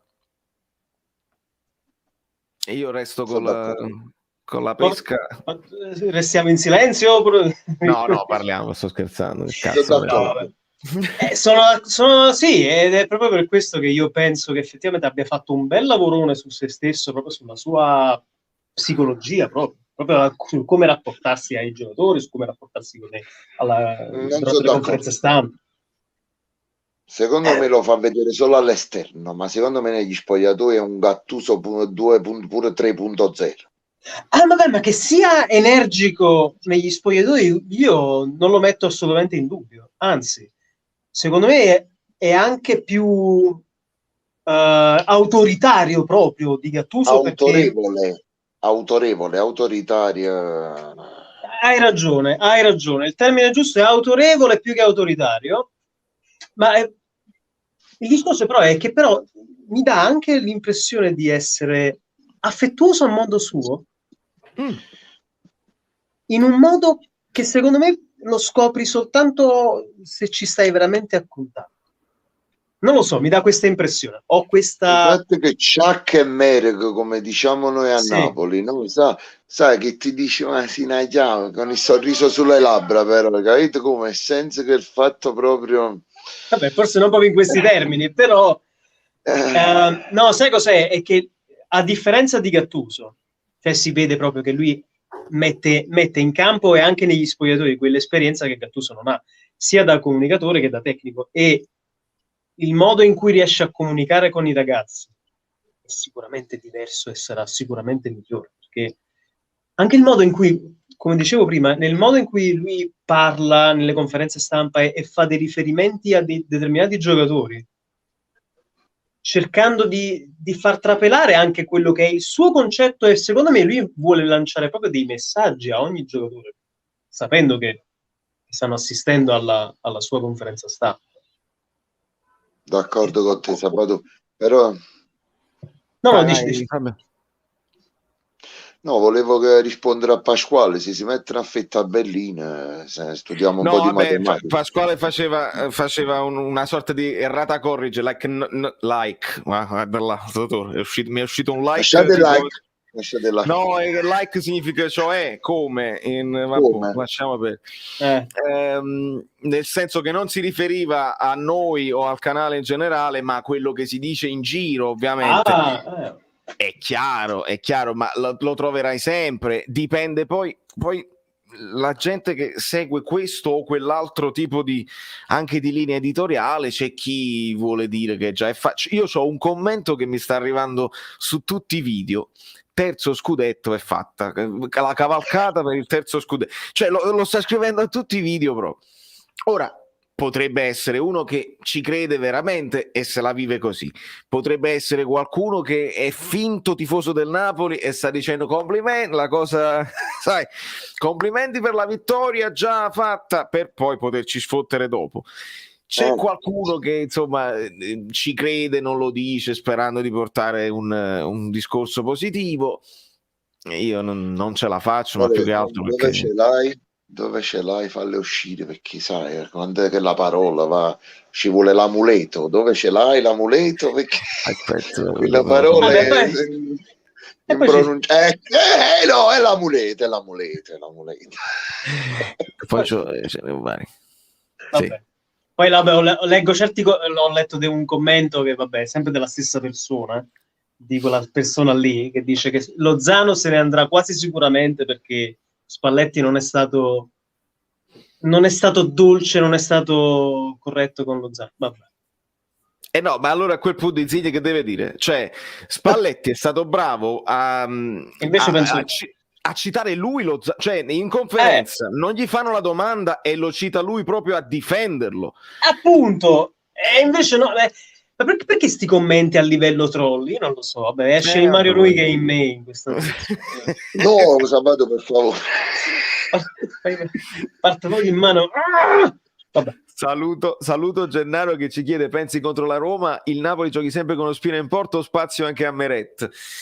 Gennaro, io credo che Meret lo vediamo con il Leghia, non so che ne pensate voi due. Sì, non posso dire mettere Marfella perché io avevo pure un dubbio là, però io credo che dopo l'infortunio Meret sta avendo un pochino di problemi di personalità proprio all'interno dello spogliatoio, sì. Anche perché poi l'entourage se ne esce se il Napoli non gli assicura la titolarità, lui non rinnova. Cioè, ma che discorso è la titolarità? E allora che facciamo? Cioè, non lo so. E allora Osimhen, cioè, che da fare? Se Meret deve giocare titolare, Osimhen che deve fare? Voglio capire. Cioè, non lo so. Suppongo che colleghi a Varsavia Meret abbia la sua chance perché penso che Spalletti voglia comunque fargli capire che ha un ruolo importante anche lui, che non è il secondo di Ospina, anche se potrebbe sembrare. E credo che sia la mossa giusta da fare per dare a Meret un compito, cioè affidargli uno spazio all'interno del nuovo Napoli che adesso è Serie A, Europa League.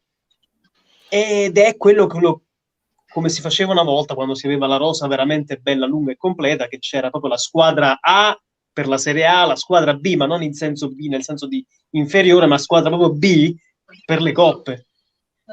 Sono i comportamenti all'interno della partita. Cioè, praticamente Meret deve fare una grande partita in Europa League, dimostrando tutte le cose che Ospina ci dimostra, a Spalletti le dimostra anche in allenamento e ce le dimostra a noi in campo.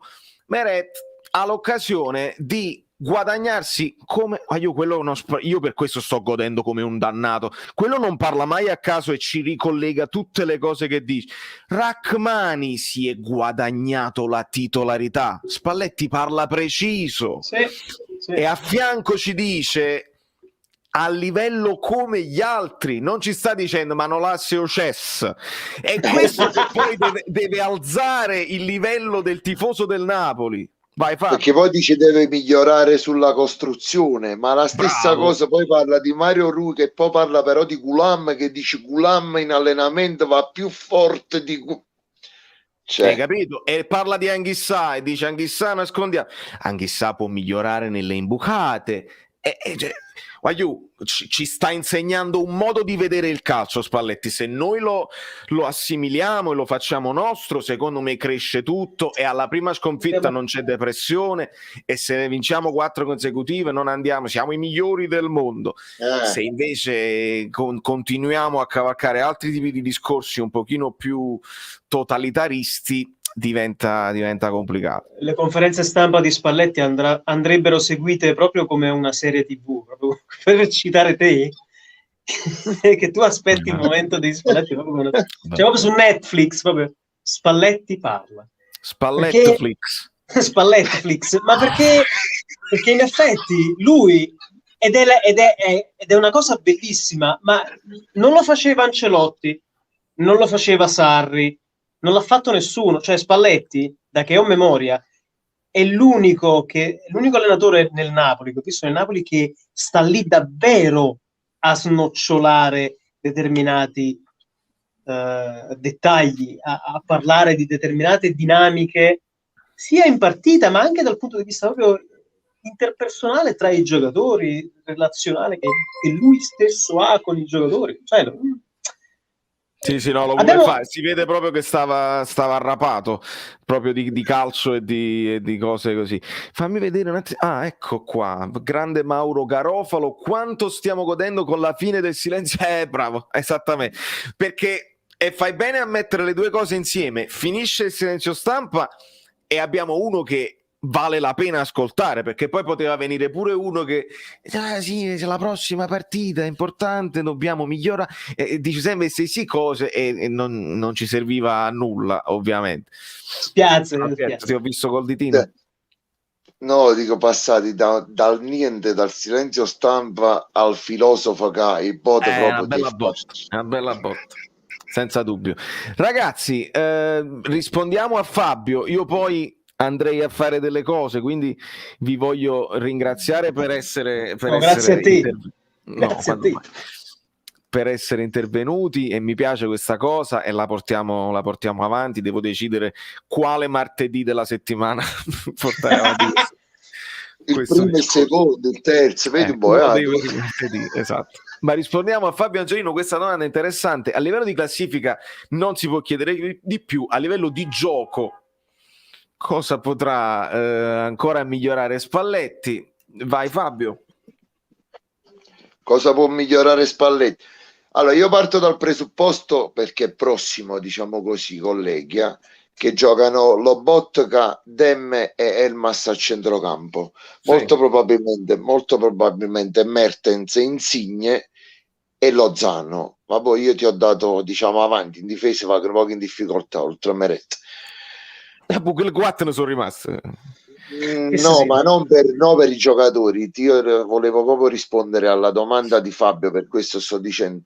Quindi non è tanto quello che può dare di più Spalletti, ma è che magari chi gioca meno si va a allineare, secondo me, già ai movimenti, sono caratteristiche diverse, però Demme può fare l'Anghissà, Elmas può fare, diciamo, il Zielinski. No, parlo come carattere, capisci, Salvatore, non come giocatore. Come obiettivo, funzione esercitata in campo.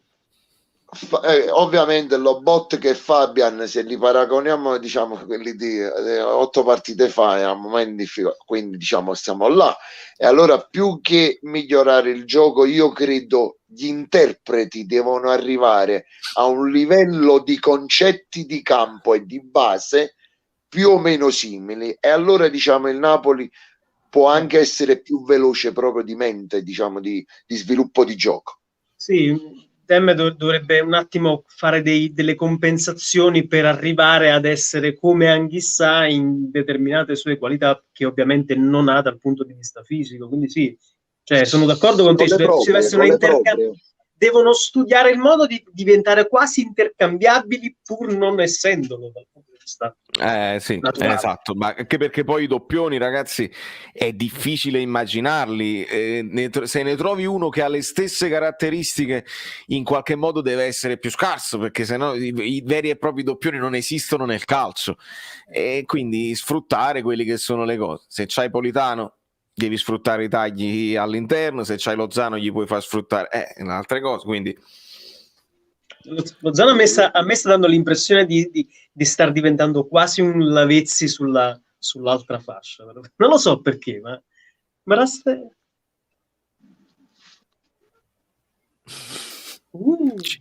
ci auguriamo. Auguri, ma com'è? Oggi è... No, è che Wednesday I'm married. Che? Beh, poi andiamo nei dettagli privati, che se poi uno non è detto.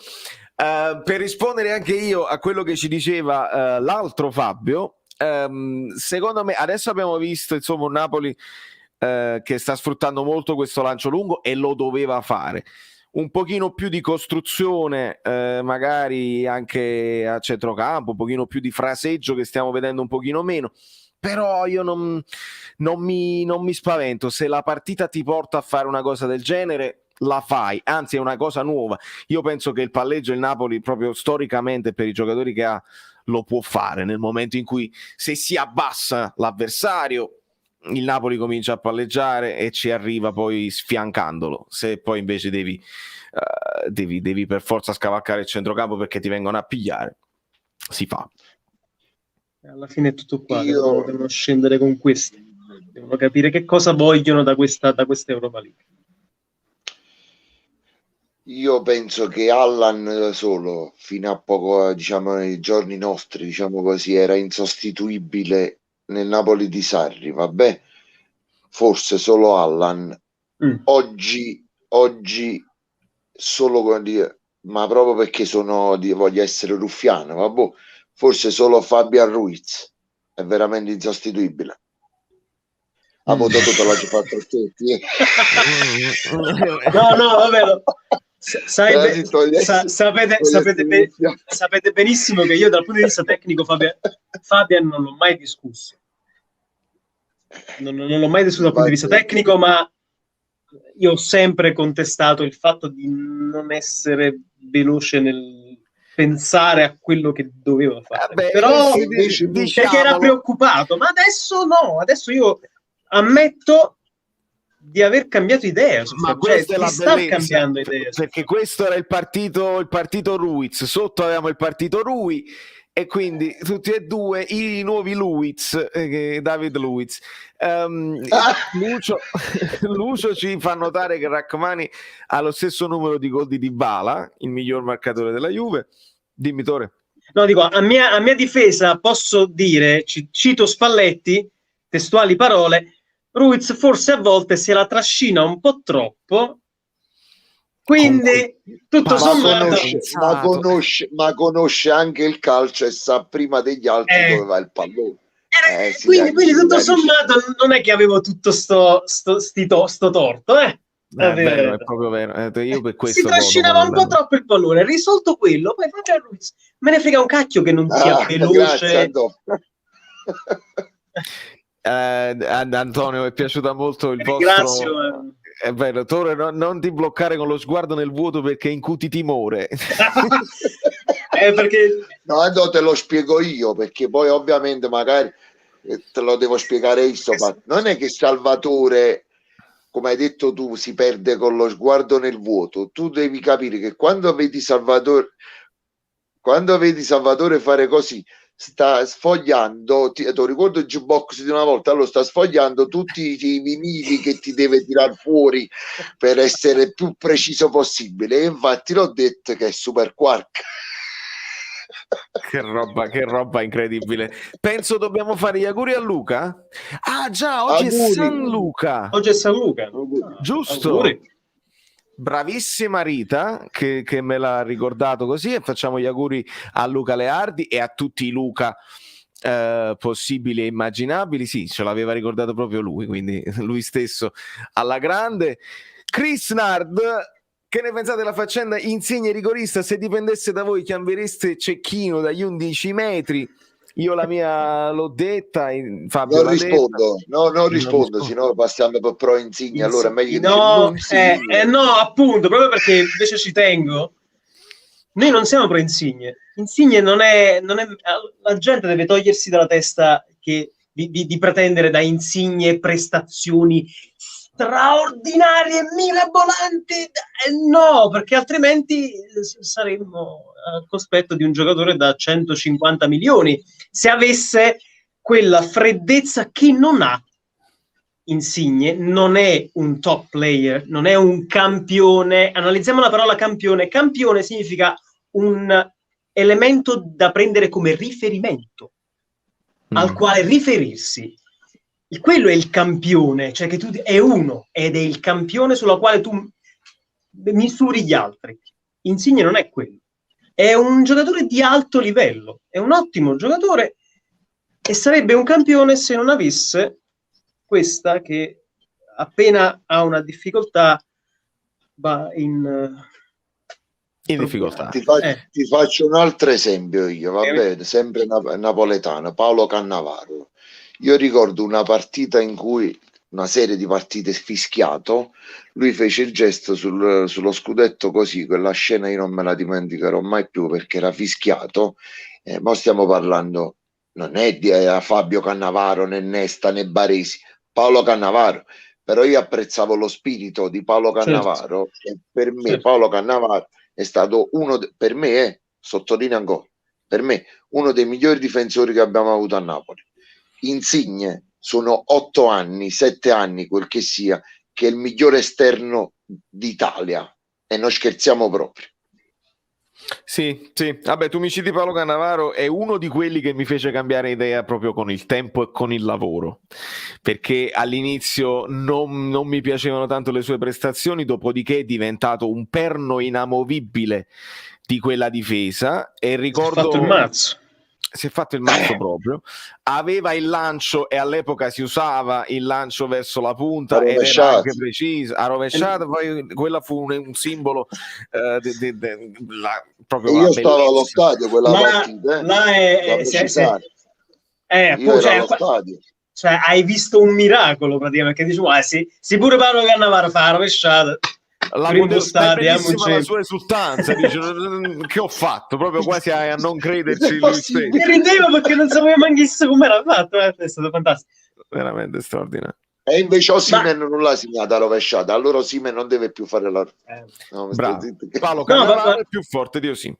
Non dimentichiamo che però nella psicologia di Paolo Cannavaro sicuramente ha anche influito il confronto con No, non credo, forse prima di venire a Napoli ti do ragione, a Napoli no, perché per esempio Paolo può dire vicino a Fabio quanti presenze fatte a Napoli. Ecco. No, ma al di là di questo io dico dal punto di vista di come considerare se stesso in qualità di difensore overall in generale rispetto a quella figura lì, perché parliamoci chiaramente, Fabio Cannavaro è a tutti gli effetti uno dei più grandi difensori dell'epoca moderna che il mondo abbia visto.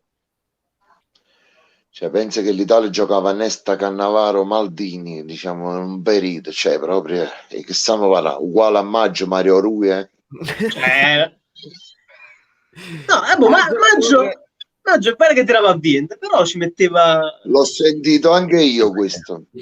Ci metteva Io credo sia inevitabile, Angela, perché non essendoci Mario Rui squalificato, non essendo Gulam in lista e quella cosa, Fabio, di cui parlavamo, credo sia confermata, perché non lo possono mettere così. Quindi la scelta lì sarà tra Juan Jesus, adattato terzino sinistro, ricordiamoci che è una leggera forzatura, essendo mancino si fa preferire, Zanoli gioca Zanoli, sicuro gioca Zanoli. E lì con la scelta Zanoli a destra con Di Lorenzo adattato a sinistra o Zanoli direttamente a sinistra, che è stato provato da Spalletti ogni tanto. Ma io come dici Di Lorenzo deve riposare, come lo dici tu, io penso che Spalletti 1 o 2 conti si inizia a farsene. Ma non può adesso, perché Marquit manco c'è. Quindi perciò mette Zanoli a destra, Juan Jesus. Di Lorenzo secondo me potrebbe fare pure tipo 60 minuti e poi magari metti Zanoli. Aspetta Fabio, tu dici Juan Jesus terzino sinistro e Zanoli terzino Zanoli destro. a destra, e secondo me gioca Manolas Costanzo. E di meno. Addirittura no. Ho questo dubbio. Non credo, a parte che credo che Manolas sia ancora infortunato. È sceso in jeans. E allora giocano Raccomani con l'imbalinata partita. Ma è una partita che comunque il Napoli non può permettersi di perdere, se e solo se le mire del Napoli sono quelle comunque di continuare in almeno una posizione onorevole in Europa League. Giusto, almeno pure per il ranking FIFA. Niente di me. No, ma fai bene a ricordarlo, Salvatore, perché noi stiamo tutti contenti, 8 vittorie, siamo primi in classifica. La situazione in Europa League non è delicata. No, ma la Varsavia è acchiappata un attimo Leicester. Esatto. Sì, ma verso in campionato 4-1 verso le dice che stanno inguaiati, dice che forse vogliono far fuori l'allenatore, tanti infortuni. Io ho parlato con gli amici. Ma come doveva essere la stessa cosa pure lo Spartak. Stanno inguaiati, c'era una difficoltà. Io però ho parlato con gli amici polacchi e dice che loro, ma per una questione anche magari casuale, il Legia per loro rappresenta la Juve polacca, cioè non li vogliono bene. Quindi c'è stata questa cosa, quindi non tiferanno per loro in questo caso, ma saranno più simpatizzanti per il Napoli. E ti trovi nella condizione assurda che se riesci a fare il filotto incredibile e arrivi primo, molto bene, perché ti eviti quella partita in più. Se arrivi secondo, c'hai quella partita in più che ti può dare del fastidio. Se arrivi terzo, vai nella Conference League. Quindi a quel punto sarebbe meglio uscire proprio rispetto ad arrivare terzi, cioè capisci? Ed è difficile uscire, cioè è difficile arrivare quarti proprio, quindi è complicata da gestire. Cioè la Conference League è talmente inutile, no? Come ma sostituire quella che era la Coppa Intertoto, cioè ma neanche, perché si vincono il premio finale, mi sembra 300.000 euro chi ha vinto, non arriva mancano €1. Ma già di per sé questo è un discorso con cui ho litigato con persone su CN20, sulla chat di CN24. Quello che voglio far capire è che anche l'Europa League, cioè la finale di Europa League no, perché Salvatore ogni volta che lo sento sta litigando su YouTube sotto a qualche canale. È il Mario Rui che esce in me, l'ho detto. Ma quando, cioè, consideriamo l'Europa League, la finale di Europa League, il bonus economico del premio non equivale al passare i gironi di Champions League. 12 milioni. In totale, se vinci le partite, se ti qualifichi. Totale, tutto il percorso, 12 milioni. Passi i gironi di Champions League, già te ne sei fatti quanti? 37, 38? Grosso modo. Cioè, ma se tu la vittoria in Champions è 2 milioni l'hanno portata, se vinci in Europa League 600.000 euro. Sì, dici, vabbè, però vuoi mettere che comunque in bacheca potresti mettere un'altra Coppa UEFA. No, io la chiamo sempre Coppa UEFA. Ma il problema è che non è così facile arrivare in finale di Europa League e lo sforzo è talmente tanto. Non abbiamo una rosa che ci può permettere questo, quindi dal punto di vista del navigare a livelli economici e cercare di mettere sempre un po' di più da parte per poter provare a crescere un po'. L'Inter l'anno scorso l'aveva persa la finale proprio perché, diciamo, chissà perché. Però intanto, hai capito, 3 vittorie dopo che il girone arriva in finale. Se salti come ha detto Valerio, se non arriva secondo, tu 3 vittorie vai in finale. devi fare per forza il primo. Ti devi costruire, se poi vuoi vincere a un certo punto devi cominciare a costruire il percorso. A me questo è quello che ci sta facendo capire un pochino Guido Gentili.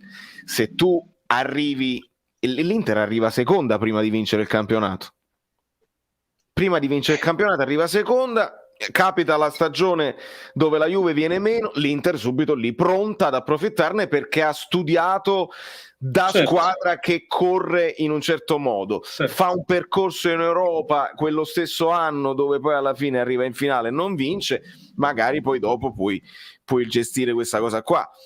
Devi vedere se il Napoli comincia a costruire un discorso di vittorie e di avanzare nel percorso così, uno può pensare quest'anno, dopo aver fatto tanti anni che arriviamo una volta in semifinale e una volta in finale e una volta ci va male, una volta ci va bene, lì puoi pensare che hai costruito quella cosa di esperienza internazionale, se no fai partecipazione. Se arrivi sempre agli ottavi, esatto, è partecipazione. È partecipazione, però adesso io non sono un fan di ADL, però posso capire perché lui intenda più partecipare alla Champions League che all'Europa League. Al di là del fatto, al di là di come possa gestire i soldi, eccetera, eccetera, che c'è chi sicuramente è convinto che ADL intaschi i soldi senza spendere nulla per il Napoli, ma visto che siamo in una situazione di spending review, di tagli, degli ingaggi, è chiaro che l'Europa League non serve al Napoli. No, rappresenta un fastidio. Perché se tu vuoi crescere, cosa che comunque il Napoli stava facendo, poi c'è stato lo stop, ma se tu vuoi crescere per cercare di aumentare almeno la qualità della tua rosa, e l'Europa League non ti permette di poter fare questo. Però se non c'era Benitez, Sabato, ti faccio questo discorso qua, non arrivavi in semifinale, non arrivavano comunque altri giocatori dopo i tre, diciamo Cagliacon, Reina, Higuain. Questo è l'altro discorso, cioè che in semifinale Europa League Benitez inizia ad avere un sacco di giocatori, perché fa da specchietto per le allodole, va bene, qui ci siamo, però ok, ma i giocatori vengono però se hanno la voglia di venire, se hanno in testa non quella cosa di voler avere uno stipendio di un certo livello. Ma io te lo faccio Higuain l'abbiamo preso comunque, scusami, non volevo interromperti, però Higuain ti ricordo che non era titolarissimo quando l'abbiamo preso. No. Questo Benzema era il titolare, poi si alternavano, ma Benzema era il titolare. Però ti faccio il ragionamento con quelli là, perché lo sai che per me non sono nominabili, però la finale in calcio è arrivati in semifinale in Europa League e poi vai in Champions, diciamo, ed è finale, diciamo, come diciamo tutti qua, final conflict. Quindi non è, cioè, per me il discorso è questo, quello ti fa veramente un allenamento e ti fa crescere mentalmente questo squadrone, le 88 scudette, vabbè. Però hai capito che ti voglio dire? E allora deve essere, però bisogna concepire che deve essere una programmazione su lunghissimo termine. Allora non dobbiamo già settarci mentalmente a livello in cui dobbiamo considerare il Napoli ancora in fase di crescita e non dobbiamo aspettarci cose straordinarie. Guarda il Siviglia, guarda il Siviglia e l'Atletico Madrid. Mo lasciamo stare l'ironia di prima, però te la faccio sulle spagnole, ok? Siviglia Atletico Madrid, 2 Europa League consecutive e ti arrivi in finale di Champions. Il Siviglia ne ha vinte 3-4 consecutive con Emery, quando ne ha vinte di Europa League, e poi ti arriva magari in semifinale di Champions. È allenante. Corrisponde anche alla dimensione del Napoli, ma tu su questo hai ragione, corrisponde anche alla vera dimensione effettiva del Napoli, perché il Napoli non è una squadra da fisso Champions League, è una squadra, non è un top club, è una squadra intermedia. Vale, se ti ricordi lo disse pure mi scouting sto fatto, tu magari iniziala a vincere, poi vediamo. Sì.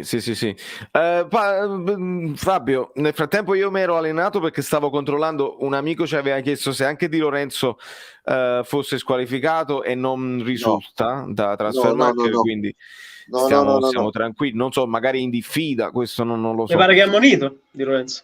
Pure Koulibaly è diffidato, vabbè, ma sono diffidati.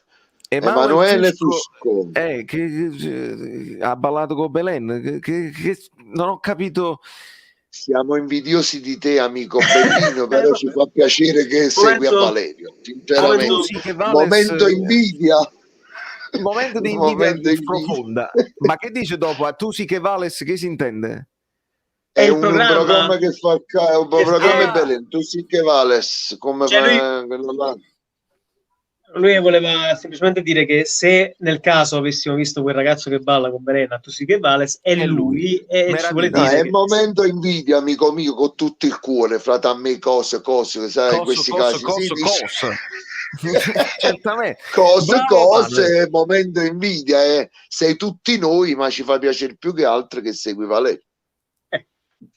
Bravissimo, ma nel frattempo continuano le discussioni ovviamente su Insigne. Signori miei, siamo a 3 ore, io vi voglio un bene dell'anima, devo fare la pipì, quindi lo so che potrei anche lasciarvi da soli.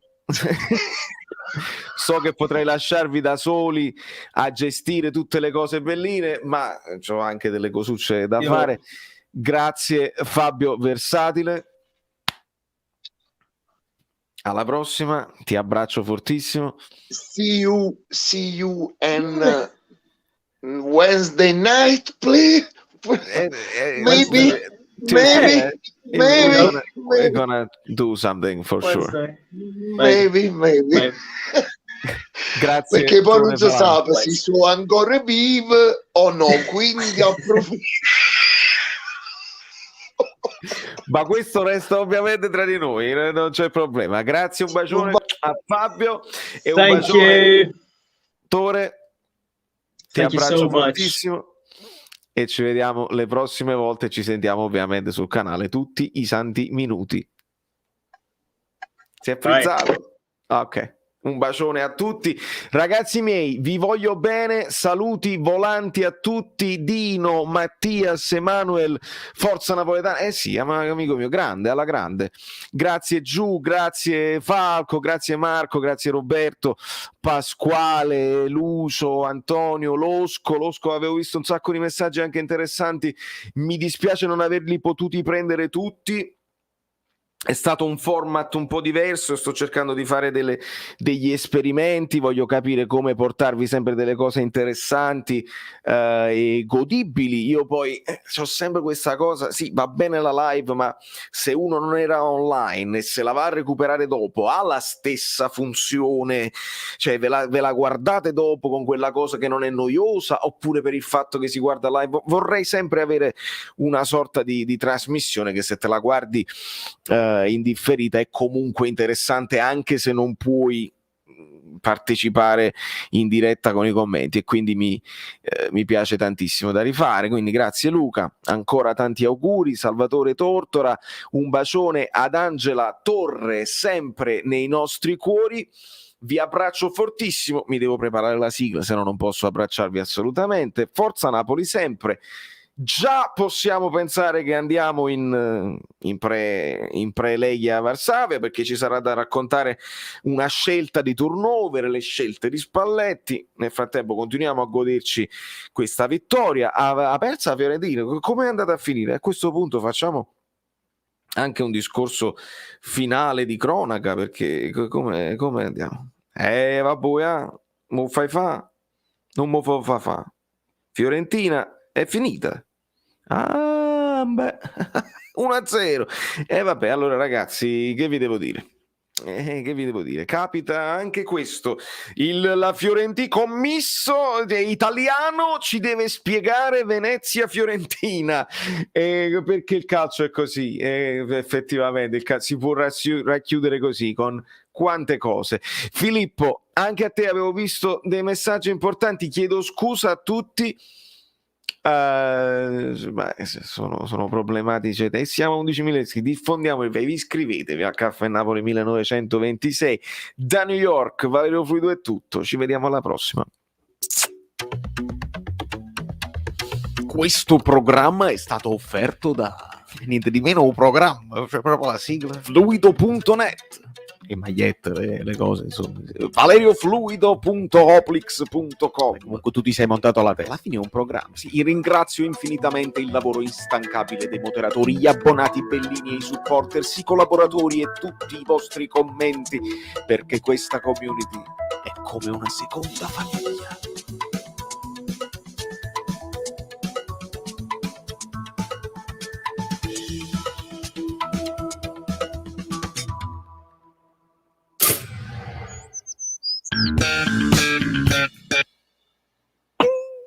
Ho visto una cosa, comunque è finita, cioè non è come la Marvel che uno resta nel cinema.